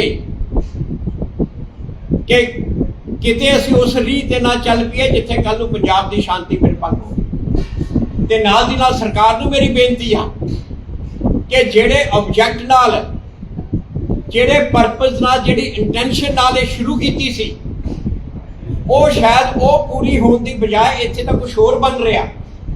ਤਾਂ ਸਰਕਾਰ ਇਸ ਨੂੰ ਰੋਕੇ, ਇਸ ਅਮੈਂਡਮੈਂਟ ਨੂੰ ਰੋਕੇ, ਉਹਨਾਂ ਨੂੰ ਟਾਈਮ ਦੇਵੇ, ਜ਼ੋਰ ਦੇਵੇ, ਸਰਕਾਰ ਜ਼ੋਰ ਦੇਵੇ, ਸਿੱਖ ਕੌਮ ਜ਼ੋਰ ਦੇਵੇ ਕਿ ਅਕਾਲ ਤਖਤ ਸਾਹਿਬ ਦੇ ਜਥੇਦਾਰ ਦਾ ਜੋ ਫੈਸਲਾ ਉਹਨੂੰ ਇੰਪਲੀਮੈਂਟ ਕਰੋ। ਦੇਖੋ ਜਥੇਦਾਰ ਸਾਹਿਬ ਚਾਹੇ ਬਦਲ ਗਏ ਆ, ਪਰ ਜਥੇਦਾਰ ਸਾਹਿਬ ਜਦੋਂ ਜਥੇਦਾਰ ਸੀ ਉਹ ਫੈਸਲਾ ਸੀ, ਉਹ ਫੈਸਲਾ ਅੱਜ ਵੀ ਕਾਇਮ ਆ। ਇਹਨੂੰ ਜ਼ੋਰ ਦਿੱਤਾ ਜਾਵੇ ਕਿ ਉਹ ਫੈਸਲੇ ਨੂੰ ਇੰਪਲੀਮੈਂਟ ਕੀਤਾ ਜਾਵੇ। ਐਸਜੀਪੀਸੀ ਤੇ ਬਾਦਲ ਉਹ ਫੈਸਲੇ ਨੂੰ ਮੰਨਣ। ਨਾਲ ਦੀ ਨਾਲ ਮੈਂ ਸਿੱਖ ਕੌਮ ਨੂੰ ਇਹ ਗੱਲ ਕਹਾਂ ਕਿ ਇਹ ਟਾਈਮ ਦੇ ਦਿਓ, ਇਹ ਸਰਕਾਰ ਹੀ ਟਾਈਮ ਦੇ ਦੇ ਪੰਜਾਬ ਦੇ ਲੋਕਾਂ ਨੂੰ ਕਿ ਜੀ ਅਸੀਂ 1 ਮਹੀਨੇ ਵਾਸਤੇ ਇਹਨੂੰ ਰੋਕਦੇ ਹਾਂ, 1 ਮਹੀਨੇ ਦਾ ਟਾਈਮ ਦੇ ਦਿੰਦੇ ਹਾਂ। ਲੋਕ ਐਸਜੀਪੀਸੀ ਤੋਂ ਜ਼ਬਰਦਸਤੀ ਕਰਵਾ ਲੈਣ। ਮੈਂ ਇਹ ਪਿੰਡਾਂ ਦੇ ਲੋਕਾਂ ਨੂੰ ਇਹ ਅਪੀਲ ਕਰਦਾ ਕਿ ਅਕਾਲੀ ਦਲ ਵਾਲਿਆਂ ਨੂੰ ਪਿੰਡਾਂ 'ਚ ਵੜਨ ਨਾ ਦਿਓ। ਜਿੰਨੀ ਦੇਰ ਉਹ ਇਹ ਖਤਮ ਨਹੀਂ ਕਰਦੇ ਇੱਕ ਚੈਨਲ ਦੇ ਅਧਿਕਾਰ, ਕਾਪੀਰਾਈਟ ਖਤਮ ਨਹੀਂ ਕਰਦੇ। ਕਾਪੀਰਾਈਟ ਗੁਰਬਾਣੀ ਤੇ ਕਾਪੀਰਾਈਟ, ਗੁਰਬਾਣੀ ਤੇ ਕਾਪੀਰਾਈਟ ਦਾ ਕੀ ਮਤਲਬ? ਇਹ ਇਸ ਤਰੀਕੇ ਨਾਲ ਖਤਮ ਕਰਨ ਦੀ ਲੋੜ ਆ ਔਰ ਇਹਨੂੰ ਐਜੀਪੀਸੀ ਖੁਦ ਹੀ ਖਤਮ ਕਰੇ ਔਰ ਇਹ ਬਾਦਲਾਂ ਨੂੰ ਫੋਰਸ ਕਰ ਦਿਓ ਖੁਦ ਹੀ ਖਤਮ ਕਰ। ਕਾਪੀਰਾਈਟ ਦਾ ਕੋਈ ਮਤਲਬ ਨਹੀਂ। ਹਾਂ, ਮੈਂ ਪਹਿਲਾਂ ਵੀ ਇਹ ਗੱਲ ਕਹੀ ਸੀ, ਇੱਥੇ ਹੋਣਾ ਕੀ ਚਾਹੀਦਾ। ਦੇਖੋ ਗੱਲ ਇਹ ਆ, ਉੱਥੇ ਜਾ ਕੇ 10 ਕੈਮਰੇ ਤਾਂ ਲੱਗ ਨਹੀਂ ਸਕਦੇ, ਉੱਥੇ ਕੈਮਰਾ ਇੱਕ ਲੱਗੂਗਾ। ਜਿਵੇਂ ਕਿ ਹੁਣ ਸੈਂਟਰਲ ਸਰਕਾਰ ਦਾ ਕੋਈ ਵੀ ਫੰਕਸ਼ਨ ਹੁੰਦਾ, ਦੂਰਦਰਸ਼ਨ ਕਵਰ ਕਰਦਾ, ਪਰ ਉਹਦੀ ਫੀਡ ਸਾਰੇ ਚੈਨਲਾਂ ਨੂੰ ਦਿੱਤੀ ਜਾਂਦੀ ਹੈ, ਕਵਰ ਉਹ ਕਰਦੀ ਹੈ। ਉਸੇ ਤਰ੍ਹਾਂ ਕਰਕੇ ਉੱਥੇ ਇੱਕ ਕੈਮਰਾ ਹੋਵੇ, ਉਹ ਕੈਮਰੇ ਦੀ ਅੱਗੇ ਫੀਡ ਜਿਹਨੂੰ ਦੇਣੀ ਹੈ ਉਹਨੂੰ ਲਾਇਸੈਂਸ ਦਿੱਤਾ ਜਾਵੇ, ਓਪਨ ਨਹੀਂ ਹੋਣੀ ਚਾਹੀਦੀ। ਕੱਲ ਨੂੰ ਆ ਫੈਸ਼ਨ ਵਾਲੇ ਚੈਨਲ ਜਾ ਕੇ ਗੁਰਬਾਣੀ ਦਿਖਾਉਣ ਲੱਗੇ ਕਿ ਜੀ ਅੱਧਾ ਘੰਟਾ ਅਸੀਂ ਉਹ ਆਪਣੇ ਫੈਸ਼ਨ ਦੀ ਐਡ ਨਹੀਂ ਦਿਖਾਵਾਂਗੇ, ਮਾਡਲ ਨਹੀਂ ਦਿਖਾਵਾਂਗੇ, ਅੱਧਾ ਘੰਟਾ ਪਹਿਲਾਂ ਅੱਧਾ ਘੰਟਾ ਬਾਅਦ, ਤੇ ਇਹ 2 ਘੰਟੇ ਬਾਕੀ 22 ਘੰਟੇ ਦਾ ਅਸੀਂ ਉਹ ਮਾਡਲ ਦਿਖਾਵਾਂਗੇ। ਉਹ ਹੈ ਜਾਂ ਕੁਛ ਨਹੀਂ। ਇਹ ਰੂਲ ਬਣਾਉਣੇ ਚਾਹੀਦੇ, ਐਜੂਕੇਸ਼ਨ ਬਣਾਉਣੇ ਚਾਹੀਦੇ ਕਿ ਇਹ ਗੁਰਬਾਣੀ ਦੇ ਵਾਸਤੇ ਫ੍ਰੀ ਲਾਇਸੈਂਸ ਮਿਲੇਗਾ, ਪਰ ਜਿਹੜੀਆਂ ਚੈਨਲ ਇਸ ਨੂੰ ਇਹ ਰੂਲਸ ਨੂੰ ਮੰਨਣਗੀਆਂ ਉਹਨਾਂ ਨੂੰ, ਕਿਉਂਕਿ ਉਹ ਕਿਸੇ ਤਰ੍ਹਾਂ ਦੀਆਂ ਅਸ਼ਲੀਲ ਵੀਡੀਓਜ਼ ਨਹੀਂ ਦਿਖਾਉਣਗੇ, ਪ੍ਰੋਗਰਾਮ ਨਹੀਂ ਦਿਖਾਉਣਗੇ, ਕਿਸੇ ਤਰ੍ਹਾਂ ਦੇ ਗਾਣੇ ਵਜਾਣੇ ਨਹੀਂ ਦਿਖਾਉਣਗੇ। ਬੜੀਆਂ ਸਿੱਖ ਚੈਨਲਾਂ ਨੇ ਜਿਹੜੇ ਇਸ ਟਾਈਮ ਵੀ ਪ੍ਰਚਾਰ ਕਰਦੇ, ਉਹਨਾਂ ਸਾਰਿਆਂ ਨੂੰ ਇਹ ਮਿਲਣੇ ਚਾਹੀਦੇ ਆ ਔਰ ਇਹ ਉਸ ਦੇ ਮੁਤਾਬਕ ਹੋਵੇ। ਇਹ ਚੀਜ਼ ਹੋਣੀ ਚਾਹੀਦੀ ਆ ਜਿਹੜੀ ਕਰਦੀ ਆ। ਤਾਂ ਮੈਂ ਇਸੇ ਕਰਕੇ ਤੁਹਾਨੂੰ ਅੱਜ ਇਹ ਬੇਨਤੀ ਕੀਤੀ ਸੀ ਤੇ ਤੁਹਾਡੇ ਸਾਰਿਆਂ ਦਾ ਬਹੁਤ ਬਹੁਤ ਸ਼ੁਕਰੀਆ, ਮਿਹਰਬਾਨੀ ਜੋ ਤੁਸੀਂ ਇੱਥੇ ਪਹੁੰਚੇ ਤੇ ਪਰਮਾ ਸਾਹਿਬ। ਪਿਛਲੇ ਦਿਨਾਂ ਤੋਂ ਪੰਜਾਬ ਦੇ ਮੁੱਖ ਮੰਤਰੀ ਭਗਵੰਤ ਮਾਨ ਵਿਰੋਧੀਆਂ ਦੇ ਨਿਸ਼ਾਨੇ ਤੇ ਹੈ। ਜੀ ਹਾਂ, ਤੁਹਾਨੂੰ ਦੱਸ ਦਈਏ ਕਿ ਵਿਧਾਨ ਸਭਾ ਸੈਸ਼ਨ ਚੱਲਦਾ ਤਾਂ ਸੈਸ਼ਨ ਦੇ ਦੌਰਾਨ ਕਾਂਗਰਸੀਆਂ ਦੇ ਵੱਲੋਂ ਵਾਕਆਊਟ ਕਰਕੇ ਬਾਹਰ ਆਇਆ ਜਾਂਦਾ, ਤਾਂ ਉੱਥੇ ਜੇਕਰ ਗੱਲ ਕੀਤੀ ਜਾਵੇ ਤਾਂ ਸ਼੍ਰੋਮਣੀ ਅਕਾਲੀ ਦਲ ਧੜੇ ਵੱਲੋਂ ਵੀ ਭਗਵੰਤ ਮਾਨ ਦਾ ਵਿਰੋਧ ਕੀਤਾ ਜਾਂਦਾ। ਲਗਾਤਾਰ ਵਿਰੋਧ ਕਰਦਿਆਂ ਐਸਜੀਪੀਸੀ ਦੇ ਵੱਲੋਂ ਵੀ ਰਾਜਪਾਲ ਨੂੰ ਇੱਕ ਵਫਦ ਮਿਲਣ ਦੇ ਲਈ ਭੇਜਿਆ ਜਾਂਦਾ, ਜਿਸ ਦੇ ਵਿੱਚ ਖੁਦ ਸ਼੍ਰੋਮਣੀ ਕਮੇਟੀ ਦੇ ਪ੍ਰਧਾਨ ਹਰਜਿੰਦਰ ਸਿੰਘ ਧਾਮੀ ਨਜ਼ਰ ਆਉਂਦੇ ਨੇ। ਇੱਥੇ ਤੁਹਾਨੂੰ ਦੱਸ ਦਈਏ ਕਿ ਐਸਐਚ ਫੂਲਕਾ ਦੇ ਵੱਲੋਂ ਸਿੱਖ ਗੁਰਦੁਆਰਾ ਐਕਟ 1925 ਨੂੰ ਲੈ ਕੇ ਵੀ ਸਵਾਲ ਚੁੱਕੇ ਗਏ ਨੇ। ਐਸਐਚ ਫੂਲਕਾ ਨੇ ਕਿਹਾ ਕਿ ਸਿੱਖ ਗੁਰਦੁਆਰਾ ਐਕਟ 1925 ਜਦੋਂ ਤੋਂ ਬਣਿਆ ਹੈ ਉਦੋਂ ਤੋਂ ਅੱਜ ਤੱਕ ਜਿੰਨੀਆਂ ਵੀ ਤਬਦੀਲੀਆਂ ਹੋਈਆਂ ਨੇ ਉਹ ਐਸਜੀਪੀਸੀ ਜਾਂ ਸਿੱਖ ਕੌਮ ਦੀ ਸਹਿਮਤੀ ਨਾਲ ਹੋਈਆਂ ਨੇ। ਸਰਕਾਰ ਨੇ ਖੁਦ ਮੁਹਾਰੇ ਕੋਈ ਵੀ ਤਬਦੀਲੀ ਅੱਜ ਤੱਕ ਨਹੀਂ ਕੀਤੀ। ਐਚਐਸ ਫੂਲਕਾ ਦੇ ਵੱਲੋਂ ਸਿੱਖ ਕੌਮ ਨੂੰ ਅਪੀਲ ਕੀਤੀ ਗਈ ਕਿ ਜਿੰਨੇ ਵੀ ਪਤਵੰਤੇ ਸਿੱਖ ਨੇ ਉਹਨਾਂ ਦੇ ਵੱਲੋਂ ਮੁੱਖ ਮੰਤਰੀ, ਗਵਰਨਰ, ਰਾਸ਼ਟਰਪਤੀ ਅਤੇ ਪ੍ਰਧਾਨ ਮੰਤਰੀ ਨੂੰ ਚਿੱਠੀਆਂ ਪਾਈਆਂ ਜਾਣ ਤਾਂ ਕਿ ਸਿੱਖ ਗੁਰਦੁਆਰਾ ਐਕਟ 1925 ਦੇ ਵਿੱਚ ਜੋ ਮਤਾ ਪਾਸ ਕੀਤਾ ਗਿਆ ਹੈ ਉਸ ਤੇ ਧਿਆਨ ਦਿੱਤਾ ਜਾਵੇ। ਐਚਐਸ ਫੂਲਕਾ ਨੇ ਕਿਹਾ ਕਿ 90% ਸਿੱਖ ਬਾਦਲਾਂ ਦੇ ਖਿਲਾਫ ਨੇ, ਪਰ ਜਿਸ ਤਰੀਕੇ ਨਾਲ ਪੰਜਾਬ ਸਰਕਾਰ ਨੇ ਇਸ ਵਿੱਚ ਸੋਧ ਕੀਤੀ ਹੈ, ਬਾਦਲ ਦੀ ਬਜਾਏ ਇਹ ਸਰਕਾਰ ਬਨਾਮ ਸਿੱਖ ਬਣ ਗਿਆ ਏ। ਐਸਐਚ ਫੂਲਕਾ ਆਮ ਆਦਮੀ ਪਾਰਟੀ ਦੇ ਵੱਲੋਂ ਚੋਣ ਲੜ ਚੁੱਕੇ ਨੇ ਤੇ ਆਮ ਆਦਮੀ ਪਾਰਟੀ ਨੂੰ ਅਲਵਿਦਾ ਵੀ ਕਹਿ ਚੁੱਕੇ ਨੇ, ਤਾਂ ਉਹਨਾਂ ਦੇ ਵੱਲੋਂ ਵੀ ਪੰਜਾਬ ਸਰਕਾਰ ਦੇ ਉੱਪਰ ਸਵਾਲ ਚੁੱਕੇ ਗਏ ਨੇ। ਜੀ ਹਾਂ, ਤੁਹਾਨੂੰ ਸੁਣਾਉਂਦੇ ਆ ਕਿ ਐਸਐਚ ਫੂਲਕਾ ਨੇ ਆਪਣੀ ਪ੍ਰੈਸ ਕਾਨਫਰੰਸ ਦੇ ਰਾਹੀਂ ਪੰਜਾਬ ਸਰਕਾਰ ਦੇ ਉੱਪਰ ਕੀ ਸਵਾਲ ਚੁੱਕੇ ਨੇ। ਹਾਂਜੀ, ਤੁਹਾਡਾ ਸਭ ਦਾ ਬਹੁਤ ਧੰਨਵਾਦ ਜੀ। ਅੱਜ ਦਾ ਜਿਹੜਾ ਮੁੱਦਾ, ਜਿਹੜਾ ਮੈਂ ਪਿੱਛੇ ਕਾਫੀ ਸਮੇਂ ਤੋਂ ਚੰਡੀਗੜ੍ਹ ਦੇ ਮੀਡੀਆ ਨਾਲ ਜ਼ਿਆਦਾਤਰ ਆਪਾਂ ਪੰਜਾਬ ਦੀ ਜ਼ਮੀਨ ਨੂੰ ਬਚਾਉਣ ਲਈ ਤੇ ਪੰਜਾਬ ਦੀ ਕਿਸਾਨੀ ਨੂੰ ਬਚਾਉਣ ਲਈ ਹੀ ਵਿਚਾਰ ਕਰਦੇ ਰਹੇ ਹਾਂ, ਪਰ ਅੱਜ ਦਾ ਮੁੱਦਾ ਜਿਹੜਾ ਹੈ ਉਹ ਇਹ ਜੋ ਪੰਜਾਬ ਸਰਕਾਰ ਨੇ ਜੋ ਸਿੱਖ ਗੁਰਦੁਆਰਾ ਐਕਟ ਵਿੱਚ ਇਹ ਅਮੈਂਡਮੈਂਟ ਕੀਤੀ ਹੈ, ਸੋਧ ਕੀਤੀ ਹੈ, ਅੱਜ ਉਸ ਦੇ ਬਾਰੇ ਹੈ। ਔਰ ਅੱਜ ਦੇਖੋ ਇਸ ਦੇ ਵਿੱਚ ਜੇ ਆਪਾਂ ਦੇਖੀਏ ਤਾਂ ਦੁਨੀਆ ਭਰ ਦੇ ਵਿੱਚ 90% ਸਿੱਖ ਇਸ ਟਾਈਮ ਬਾਦਲਾਂ ਦੇ ਖਿਲਾਫ ਹਨ, ਪਰ ਜਿਸ ਤਰੀਕੇ ਨਾਲ ਇਹ ਅਮੈਂਡਮੈਂਟ, ਇਹ ਸੋਧ ਇਹ ਪੰਜਾਬ ਸਰਕਾਰ ਨੇ ਕੀਤੀ ਆ, ਉਹ ਇੱਕ ਬੜੀ ਹੀ ਇੱਕ ਡੇਂਜਰਸ ਪ੍ਰੈਸੀਡੈਂਟ, ਇੱਕ ਖਤਰਨਾਕ ਪਰੰਪਰਾ ਦੀ ਸ਼ੁਰੂਆਤ ਹੋ ਰਹੀ ਹੈ। ਔਰ ਉਸੇ ਕਰਕੇ ਉਹ 90% ਸਿੱਖ ਜਿਹੜੇ ਕਿ ਬਾਦਲਾਂ ਦੇ ਖਿਲਾਫ ਨੇ ਉਹਨਾਂ ਨੂੰ ਵੀ ਇਸ ਵੇਲੇ ਮਜਬੂਰ ਹੋ ਕੇ ਇਹ ਜਿਹੜੀ ਇਹ ਅਮੈਂਡਮੈਂਟ ਆ ਇਹਦਾ ਵਿਰੋਧ ਕਰਨਾ ਪੈ ਰਿਹਾ। ਜਦੋਂ ਸ਼ੁਰੂ ਦੇ ਵਿੱਚ ਮੈਂ ਵੀ ਇਹ ਗੱਲ ਕਹੀ ਸੀ ਕਿ ਬਾਦਲਾਂ ਦਾ ਕੰਟਰੋਲ ਖਤਮ ਕੀਤਾ ਜਾਵੇ, ਮੈਂ ਤਾਂ ਸ਼ੁਰੂ ਤੋਂ ਇਸ ਗੱਲ ਦੇ ਹੱਕ ਵਿੱਚ ਹਾਂ ਕਿ ਪੋਲੀਟੀਕਲ ਪਾਰਟੀਆਂ ਦਾ ਹੀ ਕੰਟਰੋਲ ਖਤਮ ਕੀਤਾ ਜਾਵੇ, ਇਕੱਲੇ ਬਾਦਲਾਂ ਦਾ ਨਹੀਂ। ਪੋਲੀਟੀਕਲ ਪਾਰਟੀਆਂ ਦਾ ਹੀ ਕੰਟਰੋਲ ਖਤਮ ਕੀਤਾ ਜਾਵੇ। ਪਰ ਜਦੋਂ ਇੱਕਦਮ ਇਹ ਗੱਲ ਆਈ, ਅਮੈਂਡਮੈਂਟ ਜਿਸ ਦਿਨ ਆਉਣੀ ਸੀ ਉਸ ਤੋਂ ਇੱਕ ਦਿਨ ਪਹਿਲਾਂ ਇਹ 20 ਤਰੀਕ ਨੂੰ ਆਈ, 18 ਨੂੰ ਟਵੀਟ ਆਈ, ਉਦੋਂ ਪਤਾ ਨਹੀਂ ਸੀ ਕੀ, 19 ਨੂੰ ਫਿਰ ਪਤਾ ਹੀ ਨਹੀਂ ਲੱਗਿਆ ਕਿ ਇਹ ਕੀ ਅਮੈਂਡਮੈਂਟ ਆ ਰਹੀ ਆ, ਕੀ ਹੋ ਰਿਹਾ, ਕਿ ਨਵਾਂ ਐਕਟ ਆ ਰਿਹਾ, ਕੀ ਨਹੀਂ ਹੋ ਰਿਹਾ।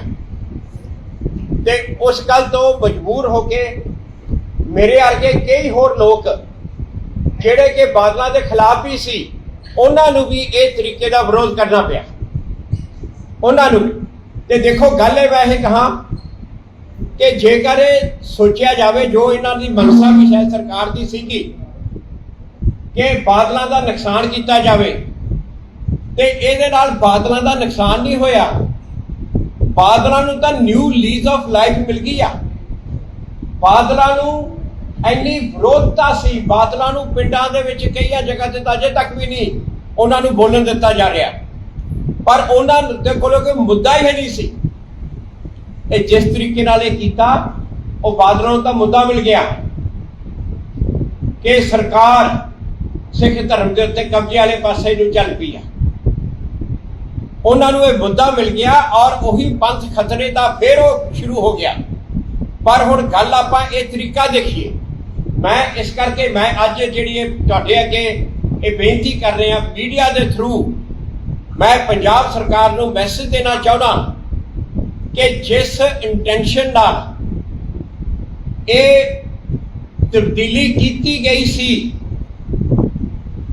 ਉਹ ਇੰਟੈਂਸ਼ਨ ਸਹੀ ਸੀ। ਕਿਸੇ ਇੱਕ ਚੈਨਲ ਦਾ ਕਾਪੀਰਾਈਟ ਕੀਰਤਨ ਉੱਤੇ ਨਹੀਂ ਹੋਣਾ ਚਾਹੀਦਾ ਔਰ ਬਾਦਲਾਂ ਦਾ ਕਬਜ਼ਾ ਇੱਥੋਂ ਖਤਮ ਹੋਣਾ ਚਾਹੀਦਾ। ਪਰ ਜੋ ਹੁਣ ਇਹ ਮੁੱਦਾ ਬਣ ਗਿਆ, ਇਹ ਇਕੱਲਾ ਸਰਕਾਰ ਬਨਾਮ ਬਾਦਲ ਨਹੀਂ ਰਿਹਾ, ਇਹ ਜਿਸ ਤਰੀਕੇ ਨਾਲ ਬਣ ਗਿਆ, ਅੱਜ ਇਹ ਮੁੱਦਾ ਸਰਕਾਰ ਬਨਾਮ ਸਿੱਖ ਹੋ ਗਿਆ। ਤੇ ਇਸ ਕਰਕੇ ਸਰਕਾਰ ਨੂੰ, ਪੰਜਾਬ ਸਰਕਾਰ ਨੂੰ ਬੇਨਤੀ ਕਰਦਾ ਕਿ ਇਸ ਦੇ ਉੱਤੇ ਮੁੜ ਵਿਚਾਰ ਕਰੇ, ਇਸ ਉੱਤੇ ਮੁੜ ਵਿਚਾਰ ਕਰੇ। ਤੇ ਇਸ ਦੇਖੋ ਕਈ ਅਮੈਂਡਮੈਂਟਾਂ ਐਸੀਆਂ ਹੁੰਦੀਆਂ ਜਿਹੜੀਆਂ ਕਿ ਈਵਨ ਪਾਸ ਹੋਣ ਤੋਂ ਬਾਅਦ ਵੀ ਉਹ ਐਕਟ ਕਈ ਵਾਰੀ ਕਈ ਸਾਲਾਂ ਤੱਕ ਹੀ ਪੈਂਡਿੰਗ ਰੱਖੇ ਜਾਂਦੇ ਆ, ਇੰਪਲੀਮੈਂਟ ਨਹੀਂ ਕੀਤੇ ਜਾਂਦੇ, ਕਈ ਵਾਰੀ ਹੁੰਦਾ। ਤਾਂ ਇਸ ਤਰ੍ਹਾਂ ਮੈਂ ਸਰਕਾਰ ਨੂੰ ਇਹ ਬੇਨਤੀ ਕਰਦਾ ਕਿ ਇਹ ਅੱਜ ਦੇ ਜੋ ਹਾਲਤ ਹੈ, ਇਹਨਾਂ ਨੂੰ ਦੇਖ ਕੇ ਮੈਂ ਉਹ ਵਜ੍ਹਾ ਦੱਸਾਂਗਾ ਮੈਂ ਕਿਉਂ ਇਹ ਕਹਿ ਰਿਹਾ। ਹੁਣ ਤੁਹਾਨੂੰ ਮੈਂ ਤੁਹਾਡੇ ਥਰੂ ਮੈਂ ਕਨਵੇ ਇਹ ਕਰੂੰਗਾ ਪੰਜਾਬ ਦੇ ਪਬਲਿਕ ਨੂੰ, ਸਿੱਖ ਕੌਮ ਨੂੰ ਤੇ ਸਰਕਾਰ ਨੂੰ, ਕਿ ਮੇਰੀ ਇਹ ਕਹਿਣ ਦੀ ਵਜ੍ਹਾ ਕੀ ਆ ਕਿ ਜਿਸ ਇੰਟੈਂਸ਼ਨ ਨਾਲ, ਜਿਸ ਮਕਸਦ ਨਾਲ ਇਹ ਕੀਤਾ ਗਿਆ ਸੀ, ਉਹ ਮਕਸਦ ਦੀ ਬਜਾਏ ਇੱਥੇ ਕੁਝ ਹੋਰ ਹੀ ਮਾਹੌਲ ਬਣਦਾ ਜਾ ਰਿਹਾ ਔਰ ਇੱਕ ਬੜੀ ਖਤਰਨਾਕ ਪਰੰਪਰਾ ਵਾਲੇ ਪਾਸੇ ਨੂੰ ਅਸੀਂ ਸ਼ੁਰੂ ਹੋ ਗਏ। ਜਦੋਂ ਦਾ ਇਹ ਐਕਟ ਬਣਿਆ 1925 ਦਾ, ਉਦੋਂ ਤੋਂ ਲੈ ਕੇ ਹੁਣ ਤੱਕ ਸਰਕਾਰ ਕਦੇ ਵੀ, ਕਿਸੇ ਵੀ ਸਰਕਾਰ ਨੇ ਬਿਨਾਂ ਸਿੱਖ ਕੌਮ ਤੋਂ ਪੁੱਛੇ, ਬਿਨਾਂ ਐਸਜੀਪੀਸੀ ਦੇ ਨੂੰ ਕੰਸਲਟ ਕੀਤੇ ਅੱਜ ਤੱਕ ਕੋਈ ਵੀ ਅਮੈਂਡਮੈਂਟ ਇਸ ਐਕਟ ਦੇ ਵਿੱਚ ਨਹੀਂ ਕੀਤੀ। ਨਾ ਅੰਗਰੇਜ਼ ਸਰਕਾਰ ਨੇ, ਅੰਗਰੇਜ਼ ਸਰਕਾਰ ਦੇ ਵੇਲੇ ਇਹ ਸਮਝੌਤਾ ਸਿਕੰਦਰ ਹਯਾਤ ਦਾ ਤੇ ਸਰਦਾਰ ਬਲਦੇਵ ਸਿੰਘ ਦਾ ਹੋਇਆ ਸੀ। ਤੇ ਅੰਗਰੇਜ਼ ਸਰਕਾਰ ਤੋਂ ਮਗਰੋਂ ਜਦੋਂ ਆਜ਼ਾਦੀ ਆ ਗਈ, ਆਜ਼ਾਦੀ ਤੋਂ ਮਗਰੋਂ ਵੀ ਸਰਕਾਰ ਨੇ ਐਸਜੀਪੀਸੀ ਨੂੰ ਪੁੱਛ ਕੇ ਕਰਦੇ ਰਹੇ।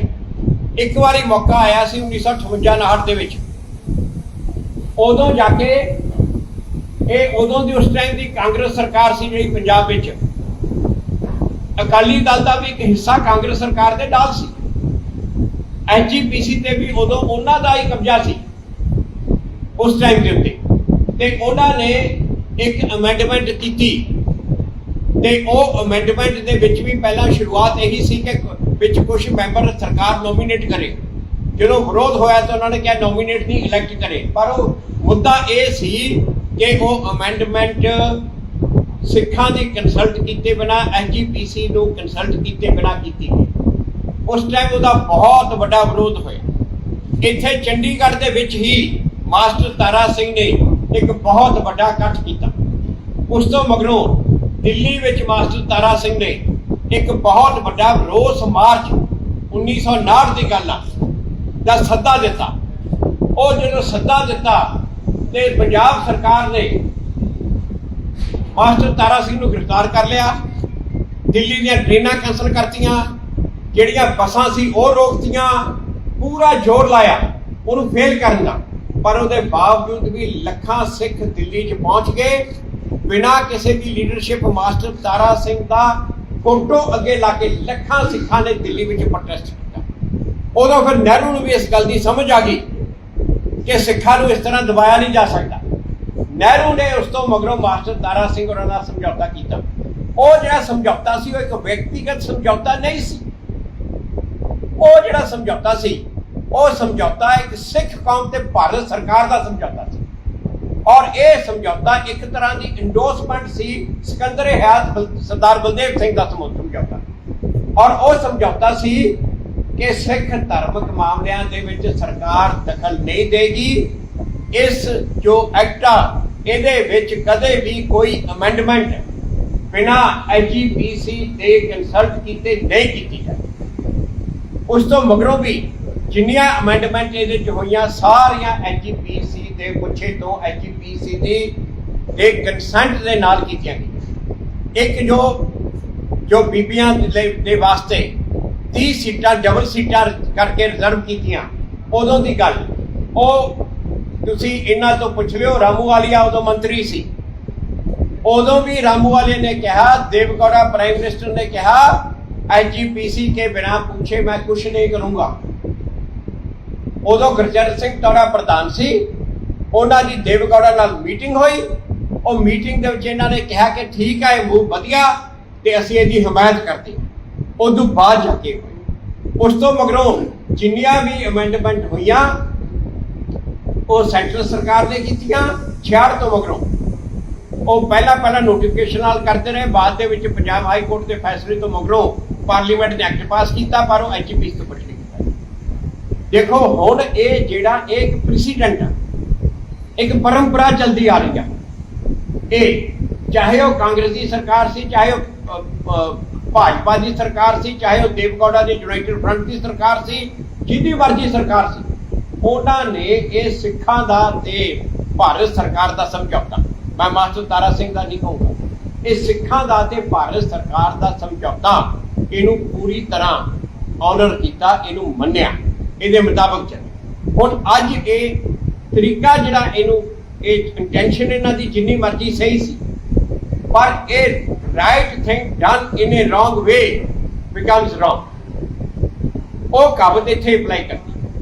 ਹੁਣ ਇਹ ਜੋ ਅਮੈਂਡਮੈਂਟ ਆ, ਇਹਦੀ ਨੋ ਡਾਊਟ ਇਹ ਅਮੈਂਡਮੈਂਟ ਨਹੀਂ ਮੈਂ ਕਹੂੰਗਾ, ਇਹ ਕੰਮ ਕਰਨ ਦੀ ਜ਼ਰੂਰਤ ਸੀ। ਜੱਥੇ ਅਕਾਲ ਤਖਤ ਸਾਹਿਬ ਨੇ ਵੀ ਇਹ ਇਹੀ ਕਿਹਾ ਸੀ, ਇਹਦੀ ਬਹੁਤ ਜ਼ਰੂਰਤ ਸੀ।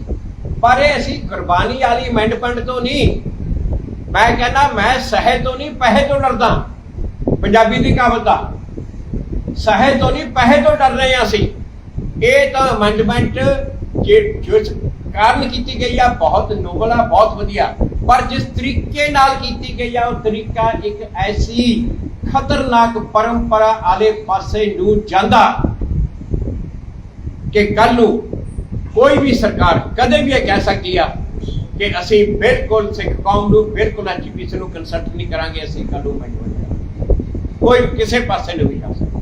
ਹੁਣ ਮੈਨੂੰ ਇੱਕ ਗੱਲ ਦੱਸੋ, ਜੇ ਅੱਜ ਸਿੱਖਾਂ ਨੇ ਇਹ ਤਰੀਕਾ ਮੰਨ ਲਿਆ, ਅੱਜ ਇਹ ਨਵਾਂ ਪ੍ਰੈਸੀਡੈਂਟ ਬਣਾ ਲਿਆ ਕਿ ਸਰਕਾਰ ਬਿਨਾਂ ਐਸਜੀਪੀਸੀ ਨੂੰ, ਬਿਨਾਂ ਸਿੱਖ ਕੌਮ ਨੂੰ ਪੁੱਛੇ ਇਹ ਅਮੈਂਡਮੈਂਟ ਮੰਨ ਲੈ, ਤਾਂ ਇੱਕ ਤਰ੍ਹਾਂ ਦਾ ਇਹ ਨਵਾਂ ਪ੍ਰੈਸੀਡੈਂਟ ਬਣ ਜੂ। ਕੱਲ ਨੂੰ ਜੇਕਰ ਸੈਂਟਰ ਸਰਕਾਰ ਇਹ ਗੱਲ ਕਹਿ ਦੇ ਕਿ ਜੀ ਜਿੰਨੇ ਹਿੰਦੂਆਂ ਦੇ ਧਾਰਮਿਕ ਸਥਾਨ ਆ ਵੱਡੇ ਵੱਡੇ, ਹੁਣ ਤੁਸੀਂ ਵੈਸ਼ਨੋ ਦੇਵੀ ਲੈ ਲਓ, ਸਰਕਾਰ ਉਹਦਾ ਟਰਸਟ ਬਣਾਉਂਦੀ ਆ, ਈਵਨ ਤਿਰੂਪਤੀ ਲੈ ਲਓ, ਸਰਕਾਰ ਟਰਸਟ ਬਣਾਉਂਦੀ ਆ। ਹੋਰ ਵੀ ਬੜੇ ਸਥਾਨ ਨੇ ਹਿੰਦੂਆਂ ਦੇ। ਜੇ ਕੱਲ ਨੂੰ ਸੈਂਟਰ ਸਰਕਾਰ ਕਹੇ ਹਿੰਦੂਆਂ ਦੇ ਧਾਰਮਿਕ ਸਥਾਨਾਂ ਦਾ ਤੇ ਟਰਸਟ ਅਸੀਂ ਬਣਾਉਣੇ ਆ, ਹੁਣ ਮੁਸਲਮਾਨਾਂ ਦਾ ਵਕਫ ਬੋਰਡ ਆ, ਵਕਫ ਬੋਰਡ ਸਰਕਾਰ ਬਣਾਉਂਦੀ ਹੈ। ਜੇ ਕੱਲ ਨੂੰ ਇੱਥੇ ਸੈਂਟਰ ਸਰਕਾਰ ਕਹੇ ਕਿ ਜੇ ਹਿੰਦੂਆਂ ਦੇ ਧਾਰਮਿਕ ਸਥਾਨਾਂ ਦੇ ਟਰਸਟ ਅਸੀਂ ਬਣਾ ਸਕਦੇ ਹਾਂ, ਮੁਸਲਮਾਨਾਂ ਦੇ ਧਾਰਮਿਕ ਸਥਾਨਾਂ ਦੇ ਟਰਸਟ ਅਸੀਂ ਬਣਾ ਸਕਦੇ ਹਾਂ, ਤਾਂ ਸਿੱਖਾਂ ਦੇ ਅਸੀਂ ਕਿਉਂ ਨਹੀਂ ਬਣਾ ਸਕਦੇ? ਜੇ ਕੱਲ ਨੂੰ ਕੋਈ ਐਸੀ ਸੈਂਟਰ ਸਰਕਾਰ ਆ ਗਈ ਜਿਹਨੇ ਕਿਹਾ ਅਸੀਂ ਤਾਂ ਇਹ ਬੋਰਡ ਸਰਕਾਰ ਅਪੁਆਇੰਟ ਕਰਿਆ ਕਰੂਗੀ, ਤਾਂ ਉਸ ਤੋਂ ਬਾਅਦ ਕੀ ਕਰਾਂਗੇ? ਫੇਰ ਕਿਰਪਾਨਾਂ ਕਕਾਉਂਦੇ ਫਿਰਾਂਗੇ? ਤਾਂ ਮੈਂ ਅੱਜ ਮੇਰਾ ਜੋ ਮਕਸਦ ਆ ਉਹ ਚੁਕੰਨੇ ਕਰਨਾ, ਉਹ ਸਾਰਿਆਂ ਨੂੰ ਚੁਕੰਨੇ ਕਰਨਾ, ਕੱਲੀ ਸਿੱਖ ਕੌਮ ਨੂੰ ਨਹੀਂ, ਪੰਜਾਬ ਨੂੰ ਵੀ, ਹਰ ਇੱਕ ਪੰਜਾਬੀ ਨੂੰ ਇੱਥੇ ਚੁਕੰਨੇ ਕਰਨਾ। ਅਸੀਂ ਬੜੇ ਮਾੜੇ ਦੌਰ ਚੋਂ ਗੁਜ਼ਰੇ ਆ, ਕਿਤੇ ਇਹ ਨਾ ਹੋਵੇ ਕਿ ਇਹੋ ਜਿਹਾ ਕੁਛ ਕਰਕੇ ਕੱਲ ਨੂੰ, ਅੱਜ ਦੇ ਦਿਨ 'ਚ ਨਹੀਂ ਹੋਊਗਾ, ਪਰ ਕੱਲ ਨੂੰ ਕਦੇ ਵੀ ਇਹੋ ਜਿਹਾ ਕੁਛ ਹੋਣ ਲੱਗ ਗਿਆ ਤਾਂ ਆ ਪੰਜਾਬ ਦੀ ਜਿਹੜੀ ਸ਼ਾਂਤੀ ਬੜੀ ਮੁਸ਼ਕਿਲ ਨਾਲ ਆਈ ਆ, ਕਿਤੇ ਉਹਦੇ ਵਿੱਚ ਫਿਰ ਨਾ ਗੜਬੜੀਆਂ ਹੋਣ। ਤੇ ਕੱਲ ਨੂੰ ਜੇਕਰ ਮੈਂ ਨਿਕਲ ਹੋਰ ਦੱਸੋ, ਜੇਕਰ ਕੱਲ ਨੂੰ ਕੋਈ ਇਹੋ ਜਿਹਾ ਉੱਥੇ ਸੈਂਟਰ ਦੀ ਸਰਕਾਰ ਆ ਗਈ ਜਾਂ ਕੋਈ ਪੰਜਾਬ ਦੀ ਇਹੋ ਜਿਹੀ ਸਰਕਾਰ ਆ ਗਈ, ਉਹ ਆ ਕੇ ਕਹਿਣ ਕਿ ਜੀ ਅਸੀਂ ਤਾਂ ਜੀ ਆ ਰਹਿਤ ਮਰਿਆਦਾ ਦਾ ਰੂਲ ਅਸੀਂ ਬਣਾਉਣੇ ਆ, ਅਸੀਂ ਸਾਡੇ ਕੋਲੇ ਹੱਕ ਆ, ਅਸੀਂ ਤਾਂ ਰੂਲ ਬਣਾਉਣੇ ਆ, ਐਕਟ ਦੇ ਵਿੱਚ ਅਮੈਂਡਮੈਂਟ ਕਰਕੇ ਰੂਲ ਪਾਸ ਕਰਦੇ ਆ, ਰਹਿਤ ਮਰਿਆਦਾ ਅਸੀਂ ਸੈੱਟ ਕਰਾਂਗੇ, ਕਿਵੇਂ ਰੋਕੋਗੇ ਜੀ? ਤੁਹਾਨੂੰ ਬੜੀ ਵੱਡੀ ਚੇਤਾਵਨੀ। ਇੰਟੈਲੀਜੈਂਸ ਏਜੰਸੀਆਂ ਬੜੀ ਦੇਰ ਤੋਂ ਇਹ ਕੋਸ਼ਿਸ਼ ਕਰ ਰਹੀਆਂ ਕਿ ਇਹ ਜਿਹੜਾ ਸਿੱਖ ਬਨਾਮ ਸਰਕਾਰ ਸਮਝੌਤਾ ਇਹ ਖਤਮ ਹੋਵੇ ਤੇ ਸਰਕਾਰ ਆਪਣੀ ਮਰਜ਼ੀ ਨਾਲ ਇਹਦੇ 'ਚ ਅਮੈਂਡਮੈਂਟ ਕਰ ਸਕੇ। ਉੱਥੇ ਅਮੈਂਡਮੈਂਟ ਉਹ ਕੀ ਚਾਹੁੰਦੇ ਆ ਕਿ ਸਰਕਾਰ ਦੇ ਮੁਤਾਬਕ ਜੇ ਕਦੇ ਵੀ ਦਰਬਾਰ ਸਾਹਿਬ ਦੇ ਵਿੱਚ ਕੋਈ ਇਲੀਗਲ ਐਕਟੀਵਿਟੀ ਹੋਈ ਤਾਂ ਸਰਕਾਰ ਐਸਜੀਪੀਸੀ ਨੂੰ ਡਿਸੋਲਵ ਕਰਕੇ ਇੱਕ ਆਪਣਾ ਬੋਰਡ ਬਣਾ ਸਕਦੀ ਹੈ, 5 ਸਿੱਖਾਂ ਨੂੰ ਨੋਮੀਨੇਟ ਕਰ ਦੂਗੀ, ਆਪਣਾ ਬੋਰਡ ਬਣਾ ਦੂਗੀ, ਜਿਵੇਂ ਉਹ ਸੰਤਾ ਸਿੰਘ ਨੂੰ ਉਦੋਂ ਲੈ ਕੇ ਆਏ ਸੀ। ਤੇ ਜੇ ਇਹ ਅਮੈਂਡਮੈਂਟ ਕੱਲ ਨੂੰ ਆ ਗਈ ਤਾਂ ਕਿਵੇਂ ਰੁਕੋਗੇ? ਇਹ ਮੈਂ ਸਹੇ ਤੋਂ ਨਹੀਂ ਪੈਸੇ ਤੋਂ ਡਰਦਾ। ਇਹ ਡੇਂਜਰਸ ਪ੍ਰੈਸੀਡੈਂਟ ਸੈੱਟ ਹੋਣ ਜਾ ਰਹੇ ਆ। ਇੱਕ ਵਾਰੀ ਜੇਕਰ ਇਹ ਸੈੱਟ ਹੋ ਗਿਆ, ਅੱਜ ਮੈਂ ਜਿਹੜੇ ਅੱਜ ਸਿੱਖ ਬਾਦਲਾਂ ਦੇ ਵਿਰੋਧੀ ਹੋਣ ਕਰਕੇ, ਮੈਂ ਵੀ ਬਾਦਲਾਂ ਦਾ ਵਿਰੋਧੀ ਆ, ਪਰ ਮੈਨੂੰ ਨਾਲ ਦੀ ਨਾਲ ਇਹ ਇਸ ਤੇ ਜੋ ਭਵਿੱਖ ਦੇ ਵਿੱਚ ਖਤਰਾ ਅਸੀਂ ਮੁੱਲ ਲੈ ਰਿਹਾ ਮੈਨੂੰ ਉਹ ਦੱਸਦਾ। ਅੱਜ ਜੋ ਸਿੱਖ ਬਾਦਲਾਂ ਦੇ ਵਿਰੋਧੀ ਹੋਣ ਕਰਕੇ ਇਹਨੂੰ ਪੂਰੀ ਸਪੋਰਟ ਕਰ ਰਿਹਾ, ਉਹਨਾਂ ਨੂੰ ਮੈਂ ਚੁਕੰਨੇ ਕਰਨੇ ਚਾਹੁੰਦਾ ਕਿ ਕਿਤੇ ਇਹ ਤਾਂ ਨਹੀਂ ਕਿ ਅਸੀਂ ਇੱਕ ਬੜੇ ਖਤਰਨਾਕ ਰਾਹ ਤੇ ਚੱਲ ਪਏ ਇਹ ਕਰਕੇ। ਇਸ ਕਰਕੇ ਇਹ ਬਹੁਤ ਜ਼ਰੂਰੀ ਆ, ਇਸੇ ਮੌਕੇ ਤੇ ਇਸ ਨੂੰ ਰੋਕਿਆ ਜਾਵੇ। ਮੈਂ ਸਿੱਖਾਂ ਨੂੰ ਇੱਕ ਅਪੀਲ ਕਰਦਾ, ਸਿੱਖ ਕੌਮ ਨੂੰ, ਉਹ ਗੁਰੂ ਸਾਹਿਬ ਨੇ ਵੀ ਸਾਨੂੰ ਜ਼ਫਰਨਾਮਾ ਲਿਖ ਕੇ ਸਿਖਾਇਆ ਸੀ ਕਲਮ ਦੀ ਵਰਤੋਂ ਕਰਨੀ। ਅੱਜ ਇਹ ਮੌਕਾ, ਇਹ ਕਲਮ ਦੀ ਵਰਤੋਂ ਕਰੋ, ਕਿਰਪਾਨਾਂ ਨੂੰ ਘੁਮਾਉਣ ਦੀ ਕੋਈ ਜ਼ਰੂਰਤ ਨਹੀਂ ਹੈ।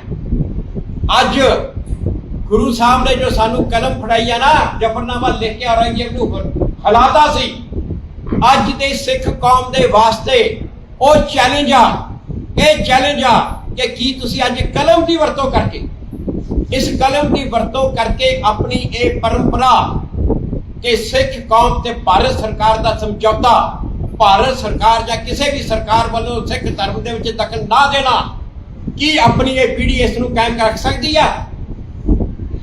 ਅੱਜ ਇਸ ਚੀਜ਼ ਦਾ ਮੌਕਾ, ਜੇ ਤੁਸੀਂ ਅੱਜ ਕਲਮ ਨਹੀਂ ਵਰਤੀ ਤਾਂ ਕੱਲ ਨੂੰ ਕਿਰਪਾਨਾਂ ਘੁਮਾਉਂਦੇ ਫਿਰੋਗੇ। ਮੈਂ ਅੱਜ ਤੁਹਾਨੂੰ ਵਾਰਨ ਕਰਦੇ ਇਸ ਗੱਲ। ਅੱਜ ਆਪ ਚਿੱਠੀਆਂ ਲਿਖੋ, ਜਿੰਨੀਆਂ ਸਿੱਖ ਸੰਸਥਾਵਾਂ ਸਾਰੀਆਂ ਚਿੱਠੀਆਂ ਲਿਖੋ। ਭੁੱਲ ਜਾਓ ਕਿ ਇਹ ਬਾਦਲਾਂ ਨੂੰ ਫਿਕਸ ਹੋ ਰਹੇ ਆ, ਉਹ ਬਾਦਲਾਂ ਨੂੰ ਤਾਂ ਨਵੀਂ ਲੀਜ਼ ਆਫ ਲਾਈਫ ਮਿਲ ਗਈ, ਆਕਸੀਜਨ ਮਿਲ ਗਈ ਆ ਬਾਦਲਾਂ ਨੂੰ। ਤਾਂ ਇਹ ਤਾਂ ਸਿੱਖ ਕੌਮ ਦੇ ਵਾਸਤੇ ਖਤਰੇ ਦੀ ਗੱਲ ਆ। ਅੱਜ ਲੈਟਰ ਲਿਖੋ, ਪ੍ਰੈਜ਼ੀਡੈਂਟ ਨੂੰ ਲਿਖੋ, ਗਵਰਨਰ ਨੂੰ ਲਿਖੋ, ਮੁੱਖ ਮੰਤਰੀ ਨੂੰ ਲਿਖੋ, ਪ੍ਰਧਾਨ ਮੰਤਰੀ ਨੂੰ ਲਿਖੋ। ਅੱਜ ਕਲਮ ਦੀ ਵਰਤੋਂ ਕਰੋ ਤਾਂ ਕਿ ਕੱਲ ਨੂੰ ਤੁਹਾਨੂੰ ਕਿਰਪਾਨ ਦੀ ਵਰਤੋਂ ਨਾ ਕਰਨੀ ਪਵੇ। ਇਹ ਮੌਕਾ ਜੱਗ, ਇਹ ਮੌਕਾ ਉੱਠਣ ਦਾ ਜੇ ਅੱਜ ਨਾ ਉੱਠੇ ਤਾਂ ਸਮਝੋ ਪਤਾ ਨਹੀਂ ਅਸੀਂ ਕਿਸ ਜਾਲ 'ਚ ਕਿਸ ਵਿੱਚ ਫਸ ਰਹੇ, ਕਿਹੜੇ ਵਾਲੇ ਪਾਸੇ ਫਸ ਰਹੇ। ਮੈਂ ਸਿਰਫ ਇਹ ਚੁਕੰਨੇ ਕਰ ਲਈ, ਇਹ ਤੁਹਾਡੇ ਵੀਰਾਂ ਦੇ ਥਰੂ ਮੈਂ ਇਹਨਾਂ ਨੂੰ ਸਿੱਖ ਕੌਮ ਨੂੰ ਚੁਕੰਨੇ ਕਰ ਲਈ ਤੇ ਪੰਜਾਬ ਨੂੰ ਵੀ ਇਹ ਕਹਿਣ ਵਾਸਤੇ ਕਿ ਕਿਤੇ ਅਸੀਂ ਉਸ ਰੀਤ ਤੇ ਨਾ ਚੱਲ ਪਈਏ ਜਿੱਥੇ ਕੱਲ ਨੂੰ ਪੰਜਾਬ ਦੀ ਸ਼ਾਂਤੀ ਫਿਰ ਭੰਗ ਹੋਵੇ। ਤੇ ਨਾਲ ਦੀ ਨਾਲ ਸਰਕਾਰ ਨੂੰ ਮੇਰੀ ਬੇਨਤੀ ਆ ਕਿ ਜਿਹੜੇ ਆਬਜੈਕਟ ਨਾਲ, ਜਿਹੜੇ ਪਰਪਸ ਨਾਲ, ਜਿਹੜੀ ਇੰਟੈਂਸ਼ਨ ਨਾਲ ਇਹ ਸ਼ੁਰੂ ਕੀਤੀ ਸੀ, ਉਹ ਸ਼ਾਇਦ ਉਹ ਪੂਰੀ ਹੋਣ ਦੀ ਬਜਾਏ ਇੱਥੇ ਤਾਂ ਕੁਝ ਹੋਰ ਬਣ ਰਿਹਾ। ਤਾਂ ਸਰਕਾਰ ਇਸ ਨੂੰ ਰੋਕੇ, ਇਸ ਅਮੈਂਡਮੈਂਟ ਨੂੰ ਰੋਕੇ, ਉਹਨਾਂ ਨੂੰ ਟਾਈਮ ਦੇਵੇ, ਜ਼ੋਰ ਦੇਵੇ, ਸਰਕਾਰ ਜ਼ੋਰ ਦੇਵੇ, ਸਿੱਖ ਕੌਮ ਜ਼ੋਰ ਦੇਵੇ ਕਿ ਅਕਾਲ ਤਖਤ ਸਾਹਿਬ ਦੇ ਜਥੇਦਾਰ ਦਾ ਜੋ ਫੈਸਲਾ ਉਹਨੂੰ ਇੰਪਲੀਮੈਂਟ ਕਰੋ। ਦੇਖੋ ਜਥੇਦਾਰ ਸਾਹਿਬ ਚਾਹੇ ਬਦਲ ਗਏ ਆ, ਪਰ ਜਥੇਦਾਰ ਸਾਹਿਬ ਜਦੋਂ ਜਥੇਦਾਰ ਸੀ ਉਹ ਫੈਸਲਾ ਅੱਜ ਵੀ ਕਾਇਮ ਆ। ਇਹਨੂੰ ਜ਼ੋਰ ਦਿੱਤਾ ਜਾਵੇ ਕਿ ਉਹ ਫੈਸਲੇ ਨੂੰ ਇੰਪਲੀਮੈਂਟ ਕੀਤਾ ਜਾਵੇ। ਐਜੀਪੀਸੀ ਤੇ ਬਾਦਲ ਉਹ ਫੈਸਲੇ ਨੂੰ ਮੰਨਣ। ਨਾਲ ਦੀ ਨਾਲ ਮੈਂ ਸਿੱਖ ਕੌਮ ਨੂੰ ਇਹ ਗੱਲ ਕਹਾਂ ਕਿ ਇਹ ਟਾਈਮ ਦੇ ਦਿਓ, ਇਹ ਸਰਕਾਰ ਹੀ ਟਾਈਮ ਦੇ ਦੇ ਪੰਜਾਬ ਦੇ ਲੋਕਾਂ ਨੂੰ ਕਿ ਜੀ ਅਸੀਂ 1 ਮਹੀਨੇ ਵਾਸਤੇ ਇਹਨੂੰ ਰੋਕਦੇ ਹਾਂ, 1 ਮਹੀਨੇ ਦਾ ਟਾਈਮ ਦੇ ਦਿੰਦੇ ਹਾਂ। ਲੋਕ ਐਜੀਪੀਸੀ ਤੋਂ ਜ਼ਬਰਦਸਤੀ ਕਰਵਾ ਲੈਣ। ਮੈਂ ਇਹ ਪਿੰਡਾਂ ਦੇ ਲੋਕਾਂ ਨੂੰ ਇਹ ਅਪੀਲ ਕਰਦਾ ਕਿ ਅਕਾਲੀ ਦਲ ਵਾਲਿਆਂ ਨੂੰ ਪਿੰਡਾਂ 'ਚ ਵੜਨ ਨਾ ਦਿਓ ਜਿੰਨੀ ਦੇਰ ਉਹ ਇਹ ਖਤਮ ਨਹੀਂ ਕਰਦੇ ਕਿ ਇੱਕ ਚੈਨਲ ਦੇ ਅਧਿਕਾਰ, ਕਾਪੀਰਾਈਟ ਖਤਮ ਨਹੀਂ ਕਰਦੇ। ਕਾਪੀਰਾਈਟ, ਗੁਰਬਾਣੀ ਤੇ ਕਾਪੀਰਾਈਟ, ਗੁਰਬਾਣੀ ਤੇ ਕਾਪੀਰਾਈਟ ਦਾ ਕੀ ਮਤਲਬ? ਇਹ ਇਸ ਤਰੀਕੇ ਨਾਲ ਖਤਮ ਕਰਨ ਦੀ ਲੋੜ ਆ ਔਰ ਇਹਨੂੰ ਐਜੀਪੀਸੀ ਖੁਦ ਹੀ ਖਤਮ ਕਰੇ ਔਰ ਇਹ ਬਾਦਲਾਂ ਨੂੰ ਫੋਰਸ ਕਰ ਦਿਓ ਖੁਦ ਹੀ ਖਤਮ ਕਰ। ਕਾਪੀਰਾਈਟ ਦਾ ਕੋਈ ਮਤਲਬ ਨਹੀਂ। ਹਾਂ, ਮੈਂ ਪਹਿਲਾਂ ਵੀ ਇਹ ਗੱਲ ਕਹੀ ਸੀ, ਇੱਥੇ ਹੋਣਾ ਕੀ ਚਾਹੀਦਾ। ਦੇਖੋ ਗੱਲ ਇਹ ਆ, ਉੱਥੇ ਜਾ ਕੇ 10 ਕੈਮਰੇ ਤਾਂ ਲੱਗ ਨਹੀਂ ਸਕਦੇ, ਉੱਥੇ ਕੈਮਰਾ ਇੱਕ ਲੱਗੂਗਾ। ਜਿਵੇਂ ਕਿ ਹੁਣ ਸੈਂਟਰਲ ਸਰਕਾਰ ਦਾ ਕੋਈ ਵੀ ਫੰਕਸ਼ਨ ਹੁੰਦਾ, ਦੂਰਦਰਸ਼ਨ ਕਵਰ ਕਰਦਾ, ਪਰ ਉਹਦੀ ਫੀਡ ਸਾਰੇ ਚੈਨਲਾਂ ਨੂੰ ਦਿੱਤੀ ਜਾਂਦੀ ਹੈ, ਕਵਰ ਉਹ ਕਰਦੀ ਹੈ। ਉਸੇ ਤਰ੍ਹਾਂ ਕਰਕੇ ਉੱਥੇ ਇੱਕ ਕੈਮਰਾ ਹੋ, ਉਹ ਕੈਮਰੇ ਦੀ ਅੱਗੇ ਫੀਡ ਜਿਹਨੂੰ ਦੇਣੀ ਹੈ ਉਹਨੂੰ ਲਾਇਸੈਂਸ ਦਿੱਤਾ ਜਾਵੇ, ਓਪਨ ਨਹੀਂ ਹੋਣੀ ਚਾਹੀਦੀ। ਕੱਲ ਨੂੰ ਆ ਫੈਸ਼ਨ ਵਾਲੇ ਚੈਨਲ ਜਾ ਕੇ ਗੁਰਬਾਣੀ ਦਿਖਾਉਣ ਲੱਗੇ ਕਿ ਜੀ ਅੱਧਾ ਘੰਟਾ ਅਸੀਂ ਉਹ ਆਪਣੇ ਫੈਸ਼ਨ ਦੀ ਐਡ ਨਹੀਂ ਦਿਖਾਵਾਂਗੇ, ਮਾਡਲ ਨਹੀਂ ਦਿਖਾਵਾਂਗੇ, ਅੱਧਾ ਘੰਟਾ ਪਹਿਲਾਂ ਅੱਧਾ ਘੰਟਾ ਬਾਅਦ, ਤੇ ਇਹ 2 ਘੰਟੇ ਬਾਕੀ 22 ਘੰਟੇ ਤਾਂ ਅਸੀਂ ਉਹ ਮਾਡਲ ਦਿਖਾਵਾਂਗੇ। ਉਹ ਹੈ ਜਾਂ ਕੁਛ ਨਹੀਂ। ਇਹ ਰੂਲ ਬਣਾਉਣੇ ਚਾਹੀਦੇ, ਐਜੀਪੀਸੀ ਨੂੰ ਬਣਾਉਣੇ ਚਾਹੀਦੇ ਕਿ ਇਹ ਗੁਰਬਾਣੀ ਦੇ ਵਾਸਤੇ ਫ੍ਰੀ ਲਾਇਸੈਂਸ ਮਿਲੇਗਾ, ਪਰ ਜਿਹੜੀਆਂ ਚੈਨਲ ਇਸ ਨੂੰ ਇਹ ਰੂਲਸ ਨੂੰ ਮੰਨਣਗੀਆਂ ਉਹਨਾਂ ਨੂੰ, ਕਿਉਂਕਿ ਉਹ ਕਿਸੇ ਤਰ੍ਹਾਂ ਦੀਆਂ ਅਸ਼ਲੀਲ ਵੀਡੀਓਜ਼ ਨਹੀਂ ਦਿਖਾਉਣਗੇ, ਪ੍ਰੋਗਰਾਮ ਨਹੀਂ ਦਿਖਾਉਣਗੇ, ਕਿਸੇ ਤਰ੍ਹਾਂ ਦੇ ਗਾਲੇ ਵਜਾਣੇ ਨਹੀਂ ਦਿਖਾਉਣਗੇ। ਬੜੀਆਂ ਸਿੱਖ ਚੈਨਲਾਂ ਨੇ ਜਿਹੜੇ ਇਸ ਟਾਈਮ ਵੀ ਪ੍ਰਚਾਰ ਕਰਦੇ, ਉਹਨਾਂ ਸਾਰਿਆਂ ਨੂੰ ਇਹ ਮਿਲਣੇ ਚਾਹੀਦੇ ਆ ਔਰ ਇਹ ਉਸ ਦੇ ਮੁਤਾਬਕ ਹੋਵੇ। ਇਹ ਚੀਜ਼ ਹੋਣੀ ਚਾਹੀਦੀ ਆ ਜਿਹੜੀ ਕਰਦੀ ਆ। ਤਾਂ ਮੈਂ ਇਸੇ ਕਰਕੇ ਤੁਹਾਨੂੰ ਅੱਜ ਇਹ ਬੇਨਤੀ ਕੀਤੀ ਸੀ ਤੇ ਤੁਹਾਡੇ ਸਾਰਿਆਂ ਦਾ ਬਹੁਤ ਬਹੁਤ ਸ਼ੁਕਰੀਆ, ਮਿਹਰਬਾਨੀ ਜੋ ਤੁਸੀਂ ਇੱਥੇ ਪਹੁੰਚੇ ਤੇ ਪਰਮਾ ਸਾਹਿਬ। ਪਿਛਲੇ ਦਿਨਾਂ ਤੋਂ ਪੰਜਾਬ ਦੇ ਮੁੱਖ ਮੰਤਰੀ ਭਗਵੰਤ ਮਾਨ ਵਿਰੋਧੀਆਂ ਦੇ ਨਿਸ਼ਾਨੇ ਤੇ ਹੈ। ਜੀ ਹਾਂ, ਤੁਹਾਨੂੰ ਦੱਸ ਦਈਏ ਕਿ ਵਿਧਾਨ ਸਭਾ ਸੈਸ਼ਨ ਚੱਲਦਾ ਤਾਂ ਸੈਸ਼ਨ ਦੇ ਦੌਰਾਨ ਕਾਂਗਰਸੀਆਂ ਦੇ ਵੱਲੋਂ ਵਾਕਆਊਟ ਕਰਕੇ ਬਾਹਰ ਆਇਆ ਜਾਂਦਾ, ਤਾਂ ਉੱਥੇ ਜੇਕਰ ਗੱਲ ਕੀਤੀ ਜਾਵੇ ਤਾਂ ਸ਼੍ਰੋਮਣੀ ਅਕਾਲੀ ਦਲ ਧੜੇ ਵੱਲੋਂ ਵੀ ਭਗਵੰਤ ਮਾਨ ਦਾ ਵਿਰੋਧ ਕੀਤਾ ਜਾਂਦਾ। ਲਗਾਤਾਰ ਵਿਰੋਧ ਕਰਦਿਆਂ ਐਸਜੀਪੀਸੀ ਦੇ ਵੱਲੋਂ ਵੀ ਰਾਜਪਾਲ ਨੂੰ ਇੱਕ ਵਫਦ ਮਿਲਣ ਦੇ ਲਈ ਭੇਜਿਆ ਜਾਂਦਾ, ਜਿਸ ਦੇ ਵਿੱਚ ਖੁਦ ਸ਼੍ਰੋਮਣੀ ਕਮੇਟੀ ਦੇ ਪ੍ਰਧਾਨ ਹਰਜਿੰਦਰ ਸਿੰਘ ਧਾਮੀ ਨਜ਼ਰ ਆਉਂਦੇ ਨੇ। ਇੱਥੇ ਤੁਹਾਨੂੰ ਦੱਸ ਦਈਏ ਕਿ ਐਸਐਚ ਫੂਲਕਾ ਦੇ ਵੱਲੋਂ ਸਿੱਖ ਗੁਰਦੁਆਰਾ ਐਕਟ 1925 ਨੂੰ ਲੈ ਕੇ ਵੀ ਸਵਾਲ ਚੁੱਕੇ ਗਏ ਨੇ। ਐਸਐਚ ਫੂਲਕਾ ਨੇ ਕਿਹਾ ਕਿ ਸਿੱਖ ਗੁਰਦੁਆਰਾ ਐਕਟ 1925 ਜਦੋਂ ਤੋਂ ਬਣਿਆ ਹੈ ਉਦੋਂ ਤੋਂ ਅੱਜ ਤੱਕ ਜਿੰਨੀਆਂ ਵੀ ਤਬਦੀਲੀਆਂ ਹੋਈਆਂ ਨੇ ਉਹ ਐਸਜੀਪੀਸੀ ਜਾਂ ਸਿੱਖ ਕੌਮ ਦੀ ਸਹਿਮਤੀ ਨਾਲ ਹੋਈਆਂ ਨੇ। ਸਰਕਾਰ ਨੇ ਖੁਦ ਮੁਹਾਰੇ ਕੋਈ ਵੀ ਤਬਦੀਲੀ ਅੱਜ ਤੱਕ ਨਹੀਂ ਕੀਤੀ। ਐਚਐਸ ਫੂਲਕਾ ਦੇ ਵੱਲੋਂ ਸਿੱਖ ਕੌਮ ਨੂੰ ਅਪੀਲ ਕੀਤੀ ਗਈ ਕਿ ਜਿੰਨੇ ਵੀ ਪਤਵੰਤੇ ਸਿੱਖ ਨੇ ਉਹਨਾਂ ਦੇ ਵੱਲੋਂ ਮੁੱਖ ਮੰਤਰੀ, ਗਵਰਨਰ, ਰਾਸ਼ਟਰਪਤੀ ਅਤੇ ਪ੍ਰਧਾਨ ਮੰਤਰੀ ਨੂੰ ਚਿੱਠੀਆਂ ਪਾਈਆਂ ਜਾਣ। ਤਾਂ ਕਿ ਸਿੱਖ ਗੁਰਦੁਆਰਾ ਐਕਟ 1925 ਦੇ ਵਿੱਚ ਜੋ ਮਤਾ ਪਾਸ ਕੀਤਾ ਗਿਆ ਹੈ ਉਸ ਤੇ ਧਿਆਨ ਦਿੱਤਾ ਜਾਵੇ। ਐਚ.ਐਸ. ਫੂਲਕਾ ਨੇ ਕਿਹਾ ਕਿ 90% ਸਿੱਖ ਬਾਦਲਾਂ ਦੇ ਖਿਲਾਫ ਨੇ, ਪਰ ਜਿਸ ਤਰੀਕੇ ਨਾਲ ਪੰਜਾਬ ਸਰਕਾਰ ਨੇ ਇਸ ਵਿੱਚ ਸੋਧ ਕੀਤੀ ਹੈ, ਬਾਦਲ ਦੀ ਬਜਾਏ ਇਹ ਸਰਕਾਰ ਬਨਾਮ ਸਿੱਖ ਬਣ ਗਿਆ ਏ। ਐਸ.ਐਚ. ਫੂਲਕਾ ਆਮ ਆਦਮੀ ਪਾਰਟੀ ਦੇ ਵੱਲੋਂ ਚੋਣ ਲੜ ਚੁੱਕੇ ਨੇ ਤੇ ਆਮ ਆਦਮੀ ਪਾਰਟੀ ਨੂੰ ਅਲਵਿਦਾ ਵੀ ਕਹਿ ਚੁੱਕੇ ਨੇ, ਤਾਂ ਉਹਨਾਂ ਦੇ ਵੱਲੋਂ ਵੀ ਪੰਜਾਬ ਸਰਕਾਰ ਦੇ ਉੱਪਰ ਸਵਾਲ ਚੁੱਕੇ ਗਏ ਨੇ। ਜੀ ਹਾਂ, ਤੁਹਾਨੂੰ ਸੁਣਾਉਂਦੇ ਆ ਕਿ ਐਸ.ਐਚ. ਫੂਲਕਾ ਨੇ ਆਪਣੀ ਪ੍ਰੈਸ ਕਾਨਫਰੰਸ ਦੇ ਰਾਹੀਂ ਪੰਜਾਬ ਸਰਕਾਰ ਦੇ ਉੱਪਰ ਕੀ ਸਵਾਲ ਚੁੱਕੇ ਨੇ। ਹਾਂਜੀ, ਤੁਹਾਡਾ ਸਭ ਦਾ ਬਹੁਤ ਧੰਨਵਾਦ ਜੀ।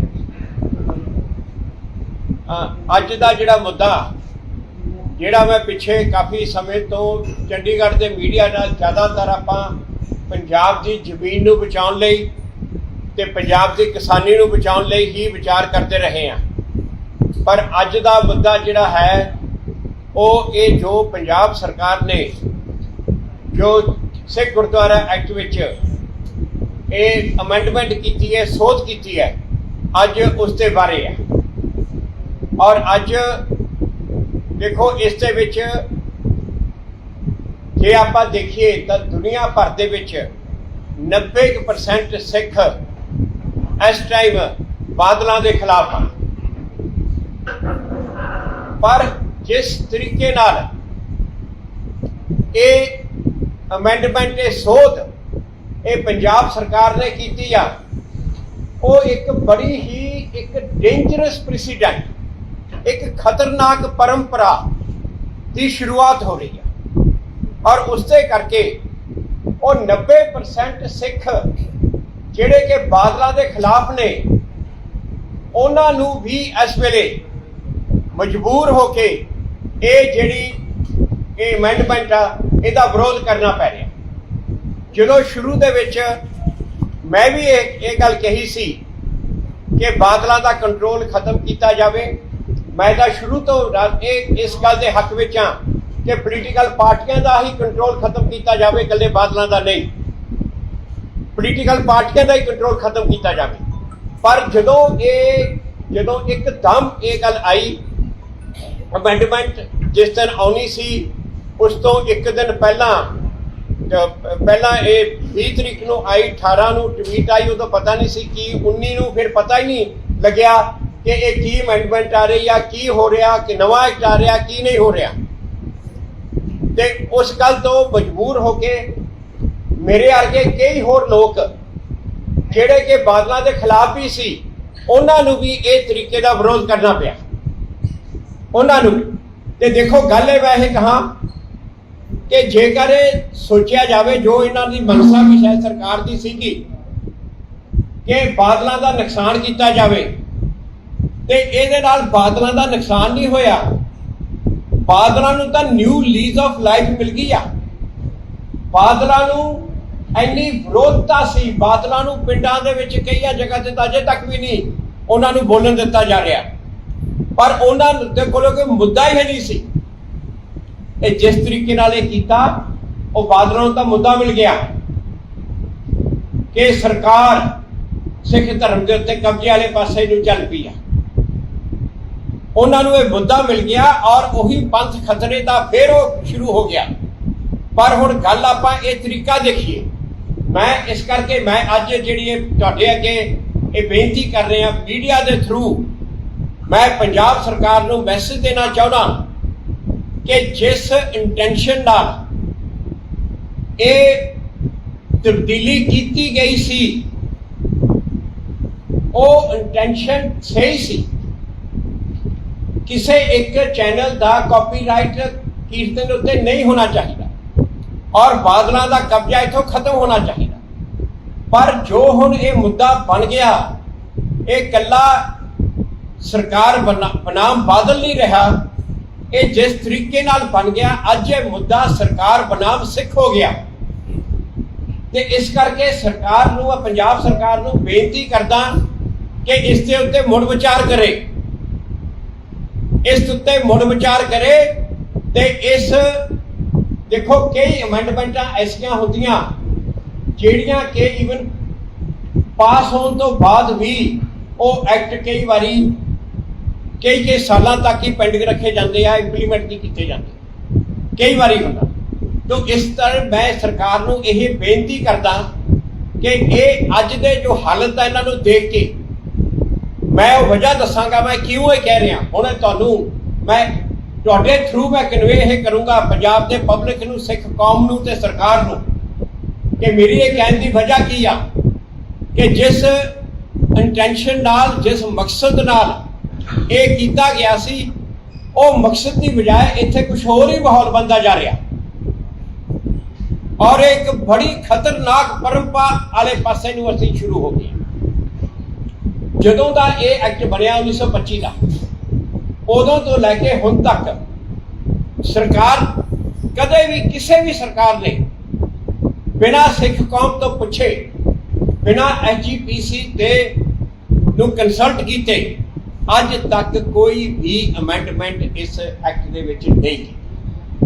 ਨਾ ਅੰਗਰੇਜ਼ ਸਰਕਾਰ ਨੇ, ਅੰਗਰੇਜ਼ ਸਰਕਾਰ ਦੇ ਵੇਲੇ ਇਹ ਸਮਝੌਤਾ ਸਿਕੰਦਰ ਹਯਾਤ ਦਾ ਤੇ ਸਰਦਾਰ ਬਲਦੇਵ ਸਿੰਘ ਦਾ ਹੋਇਆ ਸੀ ਤੇ ਅੰਗਰੇਜ਼ ਸਰਕਾਰ ਤੋਂ ਮਗਰੋਂ ਜਦੋਂ ਆਜ਼ਾਦੀ ਆ ਗਈ, ਆਜ਼ਾਦੀ ਤੋਂ ਮਗਰੋਂ ਵੀ ਸਰਕਾਰ ਨੇ ਐਸਜੀਪੀਸੀ ਨੂੰ ਪੁੱਛ ਕੇ ਕਰਦੇ ਰਹੇ। ਇੱਕ ਵਾਰੀ ਮੌਕਾ ਆਇਆ ਸੀ 1958-59 ਦੇ ਵਿੱਚ, ਉਦੋਂ ਜਾ ਕੇ ਇਹ ਉਦੋਂ ਦੀ ਉਸ ਟਾਈਮ ਦੀ ਕਾਂਗਰਸ ਸਰਕਾਰ ਸੀ ਜਿਹੜੀ ਪੰਜਾਬ ਵਿੱਚ, ਅਕਾਲੀ ਦਲ ਦਾ ਵੀ ਇੱਕ ਹਿੱਸਾ ਕਾਂਗਰਸ ਸਰਕਾਰ ਦੇ ਨਾਲ ਸੀ। ਐਸਜੀਪੀਸੀ ਤੇ ਵੀ ਉਦੋਂ ਉਹਨਾਂ ਦਾ ਹੀ ਕਬਜ਼ਾ ਸੀ ਉਸ ਟਾਈਮ ਦੇ ਉੱਤੇ, ਤੇ ਉਹਨਾਂ ਨੇ ਇੱਕ ਅਮੈਂਡਮੈਂਟ ਕੀਤੀ ਤੇ ਉਹ ਅਮੈਂਡਮੈਂਟ ਦੇ ਵਿੱਚ ਵੀ ਪਹਿਲਾਂ ਸ਼ੁਰੂਆਤ ਇਹੀ ਸੀ ਕਿ ਵਿੱਚ ਕੁਝ ਮੈਂਬਰ ਸਰਕਾਰ ਨੋਮੀਨੇਟ ਕਰੇ। ਜਦੋਂ ਵਿਰੋਧ ਹੋਇਆ ਤਾਂ ਉਹਨਾਂ ਨੇ ਕਿਹਾ ਨੋਮੀਨੇਟ ਨਹੀਂ, ਇਲੈਕਟ ਕਰੇ। ਪਰ ਉਹ ਮੁੱਦਾ ਇਹ ਸੀ ਕਿ ਉਹ ਅਮੈਂਡਮੈਂਟ ਸਿੱਖਾਂ ਦੀ ਕੰਸਲਟ ਕੀਤੇ ਬਿਨਾਂ, ਐਸਜੀਪੀਸੀ ਨੂੰ ਕੰਸਲਟ ਕੀਤੇ ਬਿਨਾਂ ਕੀਤੀ ਗਈ। ਉਸ ਟਾਈਮ ਉਹਦਾ ਬਹੁਤ ਵੱਡਾ ਵਿਰੋਧ ਹੋਇਆ।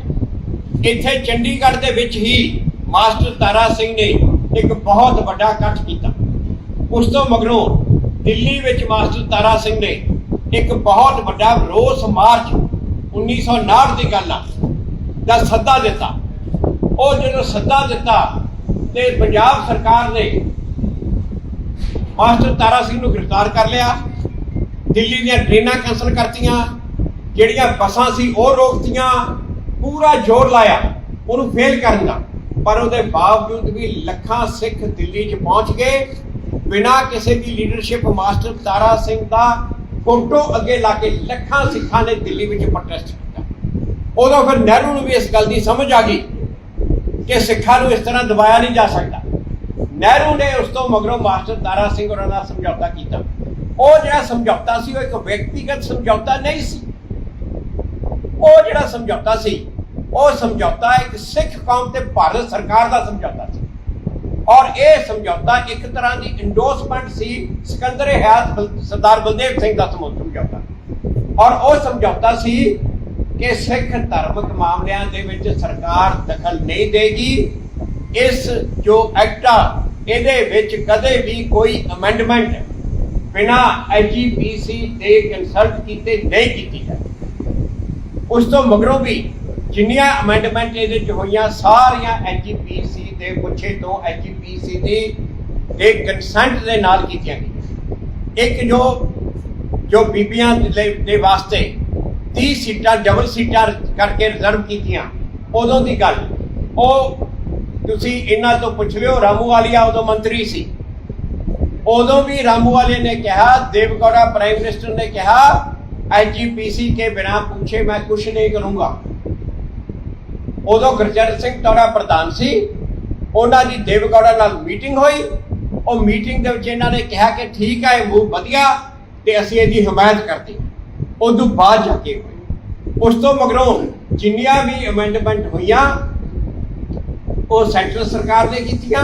66 ਤੋਂ ਮਗਰੋਂ ਉਹ ਪਹਿਲਾਂ ਨੋਟੀਫਿਕੇਸ਼ਨ ਨਾਲ ਕਰਦੇ ਰਹੇ, ਬਾਅਦ ਦੇ ਵਿੱਚ ਪੰਜਾਬ ਹਾਈ ਕੋਰਟ ਦੇ ਫੈਸਲੇ ਤੋਂ ਮਗਰੋਂ ਪਾਰਲੀਮੈਂਟ ਨੇ ਐਕਟ ਪਾਸ ਕੀਤਾ, ਪਰ ਉਹ ਐਸਜੀਪੀਸੀ ਤੋਂ ਪੁੱਛ ਨਹੀਂ ਕੀਤਾ।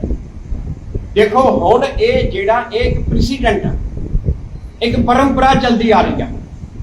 ਇਹ ਚਾਹੇ ਉਹ ਕਾਂਗਰਸ ਦੀ ਸਰਕਾਰ ਸੀ, ਚਾਹੇ ਉਹ ਭਾਜਪਾ ਦੀ ਸਰਕਾਰ ਸੀ, ਚਾਹੇ ਉਹ ਦੇਵਗੌੜਾ ਦੀ ਯੂਨਾਈਟਿਡ ਫਰੰਟ ਦੀ ਸਰਕਾਰ ਸੀ, ਜਿਹਦੀ ਮਰਜ਼ੀ ਸਰਕਾਰ ਸੀ, ਉਹਨਾਂ ਨੇ ਇਹ ਸਿੱਖਾਂ ਦਾ ਤੇ ਭਾਰਤ ਸਰਕਾਰ ਦਾ ਸਮਝੌਤਾ, ਮੈਂ ਮਾਸਟਰ ਤਾਰਾ ਸਿੰਘ ਦਾ ਨਹੀਂ ਕਹੂੰਗਾ, ਇਹ ਸਿੱਖਾਂ ਦਾ ਤੇ ਭਾਰਤ ਸਰਕਾਰ ਦਾ ਸਮਝੌਤਾ, ਇਹਨੂੰ ਪੂਰੀ ਤਰ੍ਹਾਂ ਆਨਰ ਕੀਤਾ, ਇਹਨੂੰ ਮੰਨਿਆ, ਇਹਦੇ ਮੁਤਾਬਕ ਚੱਲੇ। ਹੁਣ ਅੱਜ ਇਹ ਤਰੀਕਾ ਜਿਹੜਾ ਇਹਨੂੰ, ਇਹ ਇੰਟੈਂਸ਼ਨ ਇਹਨਾਂ ਦੀ ਜਿੰਨੀ ਮਰਜ਼ੀ ਸਹੀ ਸੀ, ਪਰ ਇਹ right thing done in a wrong way becomes wrong, ਉਹ ਕਹਾਵਤ ਇੱਥੇ ਅਪਲਾਈ ਕਰਦੀ। ਹੁਣ ਇਹ ਜੋ ਅਮੈਂਡਮੈਂਟ ਆ, ਇਹਦੀ ਨੋ ਡਾਊਟ ਇਹ ਅਮੈਂਡਮੈਂਟ ਨਹੀਂ ਮੈਂ ਕਹੂੰਗਾ, ਇਹ ਕੰਮ ਕਰਨ ਦੀ ਜ਼ਰੂਰਤ ਸੀ। ਜੱਥੇ ਅਕਾਲ ਤਖਤ ਸਾਹਿਬ ਨੇ ਵੀ ਇਹ ਇਹੀ ਕਿਹਾ ਸੀ, ਇਹਦੀ ਬਹੁਤ ਜ਼ਰੂਰਤ ਸੀ, ਪਰ ਇਹ ਅਸੀਂ ਕੁਰਬਾਨੀ ਵਾਲੀ ਅਮੈਂਡਮੈਂਟ ਤੋਂ ਨਹੀਂ, ਮੈਂ ਕਹਿੰਦਾ ਮੈਂ ਸਹਿ ਤੋਂ ਨਹੀਂ ਪੈਸੇ ਤੋਂ ਡਰਦਾ। ਪੰਜਾਬੀ ਦੀ ਕਹਾਵਤ ਆ, ਸਹਿ ਤੋਂ ਨਹੀਂ ਪੈਸੇ ਤੋਂ ਡਰ ਰਹੇ ਹਾਂ ਅਸੀਂ। ਇਹ ਤਾਂ ਅਮੈਂਡਮੈਂਟ ਜੋ ਕਾਰਨ ਕੀਤੀ ਗਈ ਆ ਬਹੁਤ ਨੋਬਲ ਆ, ਬਹੁਤ ਵਧੀਆ, ਪਰ ਜਿਸ ਤਰੀਕੇ ਨਾਲ ਕੀਤੀ ਗਈ ਆ ਉਹ ਤਰੀਕਾ ਇੱਕ ਐਸੀ ਖਤਰਨਾਕ ਪਰੰਪਰਾ ਵਾਲੇ ਪਾਸੇ ਨੂੰ ਜਾਂਦਾ ਕਿ ਕੱਲ ਨੂੰ ਕੋਈ ਵੀ ਸਰਕਾਰ ਕਦੇ ਵੀ ਇਹ ਕਹਿ ਸਕਦੀ ਆ ਕਿ ਅਸੀਂ ਬਿਲਕੁਲ ਸਿੱਖ ਕੌਮ ਨੂੰ ਬਿਲਕੁਲ ਐਜੀਪੀਸੀ ਨੂੰ ਕੰਸਲਟ ਨਹੀਂ ਕਰਾਂਗੇ, ਅਸੀਂ ਕੱਲ ਨੂੰ ਕੋਈ ਕਿਸੇ ਪਾਸੇ ਨਹੀਂ ਜਾ ਸਕਦਾ। ਹੁਣ ਮੈਨੂੰ ਇੱਕ ਗੱਲ ਦੱਸੋ ਜੀ, ਜੇ ਅੱਜ ਸਿੱਖਾਂ ਨੇ ਇਹ ਤਰੀਕਾ ਮੰਨ ਲਿਆ, ਅੱਜ ਇਹ ਨਵਾਂ ਪ੍ਰੈਸੀਡੈਂਟ ਬਣਾ ਲਿਆ ਕਿ ਸਰਕਾਰ ਬਿਨਾਂ ਐਜੀਪੀਸੀ ਨੂੰ, ਬਿਨਾਂ ਸਿੱਖ ਕੌਮ ਨੂੰ ਪੁੱਛੇ ਇਹ ਅਮੈਂਡਮੈਂਟ ਮੰਨ ਲੈ, ਤਾਂ ਇੱਕ ਤਰ੍ਹਾਂ ਦਾ ਇਹ ਨਵਾਂ ਪ੍ਰੈਸੀਡੈਂਟ ਬਣ ਜੂ। ਕੱਲ ਨੂੰ ਜੇਕਰ ਸੈਂਟਰ ਸਰਕਾਰ ਇਹ ਗੱਲ ਕਹਿ ਦੇ ਕਿ ਜੀ ਜਿੰਨੇ ਹਿੰਦੂਆਂ ਦੇ ਧਾਰਮਿਕ ਸਥਾਨ ਆ ਵੱਡੇ ਵੱਡੇ, ਹੁਣ ਤੁਸੀਂ ਵੈਸ਼ਨੋ ਦੇਵੀ ਲੈ ਲਓ, ਸਰਕਾਰ ਉਹਦਾ ਟਰਸਟ ਬਣਾਉਂਦੀ ਆ, ਈਵਨ ਤਿਰੂਪਤੀ ਲੈ ਲਓ, ਸਰਕਾਰ ਟਰਸਟ ਬਣਾਉਂਦੀ ਆ, ਹੋਰ ਵੀ ਬੜੇ ਸਥਾਨ ਨੇ ਹਿੰਦੂਆਂ ਦੇ। ਜੇ ਕੱਲ ਨੂੰ ਸੈਂਟਰ ਸਰਕਾਰ ਕਹੇ ਹਿੰਦੂਆਂ ਦੇ ਧਾਰਮਿਕ ਸਥਾਨਾਂ ਦਾ ਤੇ ਟਰਸਟ ਅਸੀਂ ਬਣਾਉਣੇ ਆ, ਹੁਣ ਮੁਸਲਮਾਨਾਂ ਦਾ ਵਕਫ ਬੋਰਡ ਆ, ਵਕਫ ਬੋਰਡ ਸਰਕਾਰ ਬਣਾਉਂਦੀ ਹੈ। ਜੇ ਕੱਲ ਨੂੰ ਇੱਥੇ ਸੈਂਟਰ ਸਰਕਾਰ ਕਹੇ ਕਿ ਜੇ ਹਿੰਦੂਆਂ ਦੇ ਧਾਰਮਿਕ ਸਥਾਨਾਂ ਦੇ ਟਰਸਟ ਅਸੀਂ ਬਣਾ ਸਕਦੇ ਹਾਂ, ਮੁਸਲਮਾਨਾਂ ਦੇ ਧਾਰਮਿਕ ਸਥਾਨਾਂ ਦੇ ਟਰਸਟ ਅਸੀਂ ਬਣਾ ਸਕਦੇ ਹਾਂ, ਤਾਂ ਸਿੱਖਾਂ ਦੇ ਅਸੀਂ ਕਿਉਂ ਨਹੀਂ ਬਣਾ ਸਕਦੇ? ਜੇ ਕੱਲ ਨੂੰ ਕੋਈ ਐਸੀ ਸੈਂਟਰ ਸਰਕਾਰ ਆ ਗਈ ਜਿਹਨੇ ਕਿਹਾ ਅਸੀਂ ਤਾਂ ਇਹ ਬੋਰਡ ਸਰਕਾਰ ਅਪਾਇੰਟ ਕਰਿਆ ਕਰੂਗੀ, ਤਾਂ ਉਸ ਤੋਂ ਬਾਅਦ ਕੀ ਕਰਾਂਗੇ? ਫੇਰ ਕਿਰਪਾਨਾਂ ਕਿਉਂਦੇ ਫਿਰਾਂਗੇ?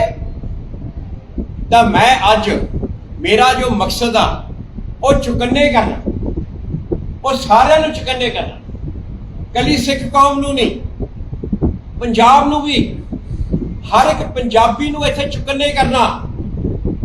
ਅਸੀਂ ਬੜੇ ਮਾੜੇ ਦੌਰ ਚੋਂ ਗੁਜ਼ਰੇ ਆ, ਕਿਤੇ ਇਹ ਨਾ ਹੋਵੇ ਕਿ ਇਹੋ ਜਿਹਾ ਕੁਛ ਕਰਕੇ ਕੱਲ ਨੂੰ, ਅੱਜ ਦੇ ਦਿਨ 'ਚ ਨਹੀਂ ਹੋਊਗਾ, ਪਰ ਕੱਲ ਨੂੰ ਕਦੇ ਵੀ ਇਹੋ ਜਿਹਾ ਕੁਛ ਹੋਣ ਲੱਗ ਗਿਆ ਤਾਂ ਆ ਪੰਜਾਬ ਦੀ ਜਿਹੜੀ ਸ਼ਾਂਤੀ ਬੜੀ ਮੁਸ਼ਕਿਲ ਨਾਲ ਆਈ ਆ, ਕਿਤੇ ਉਹਦੇ ਵਿੱਚ ਫਿਰ ਨਾ ਗੜਬੜੀਆਂ ਹੋ ਜਾਣ। ਤੇ ਕੱਲ ਨੂੰ ਜੇਕਰ ਮੈਨੂੰ ਇੱਕ ਗੱਲ ਹੋਰ ਦੱਸੋ, ਜੇਕਰ ਕੱਲ ਨੂੰ ਕੋਈ ਇਹੋ ਜਿਹਾ ਉੱਥੇ ਸੈਂਟਰ ਦੀ ਸਰਕਾਰ ਆ ਗਈ ਜਾਂ ਕੋਈ ਪੰਜਾਬ ਦੀ ਇਹੋ ਜਿਹੀ ਸਰਕਾਰ ਆ ਗਈ,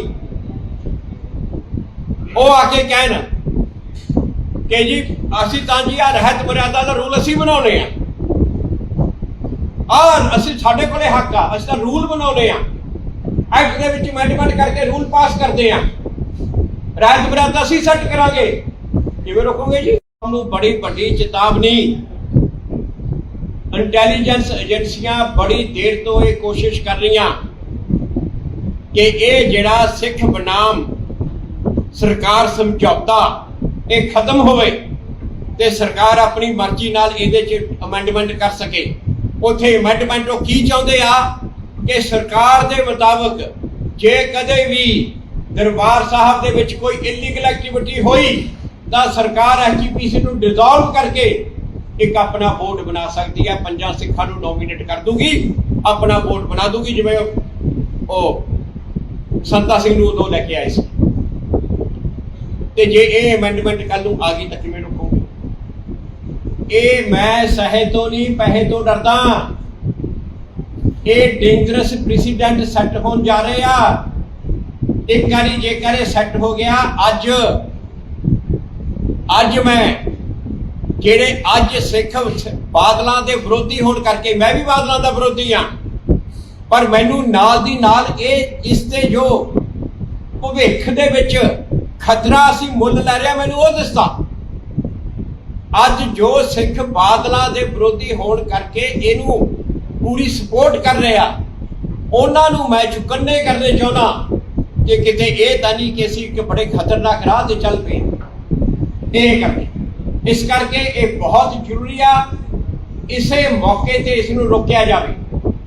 ਮੈਂ ਸਿੱਖਾਂ ਨੂੰ ਇੱਕ ਅਪੀਲ ਕਰਦਾ, ਸਿੱਖ ਕੌਮ ਨੂੰ, ਉਹ ਗੁਰੂ ਸਾਹਿਬ ਨੇ ਵੀ ਸਾਨੂੰ ਜ਼ਫਰਨਾਮਾ ਲਿਖ ਕੇ ਸਿਖਾਇਆ ਸੀ ਕਲਮ ਦੀ ਵਰਤੋਂ ਕਰਨੀ।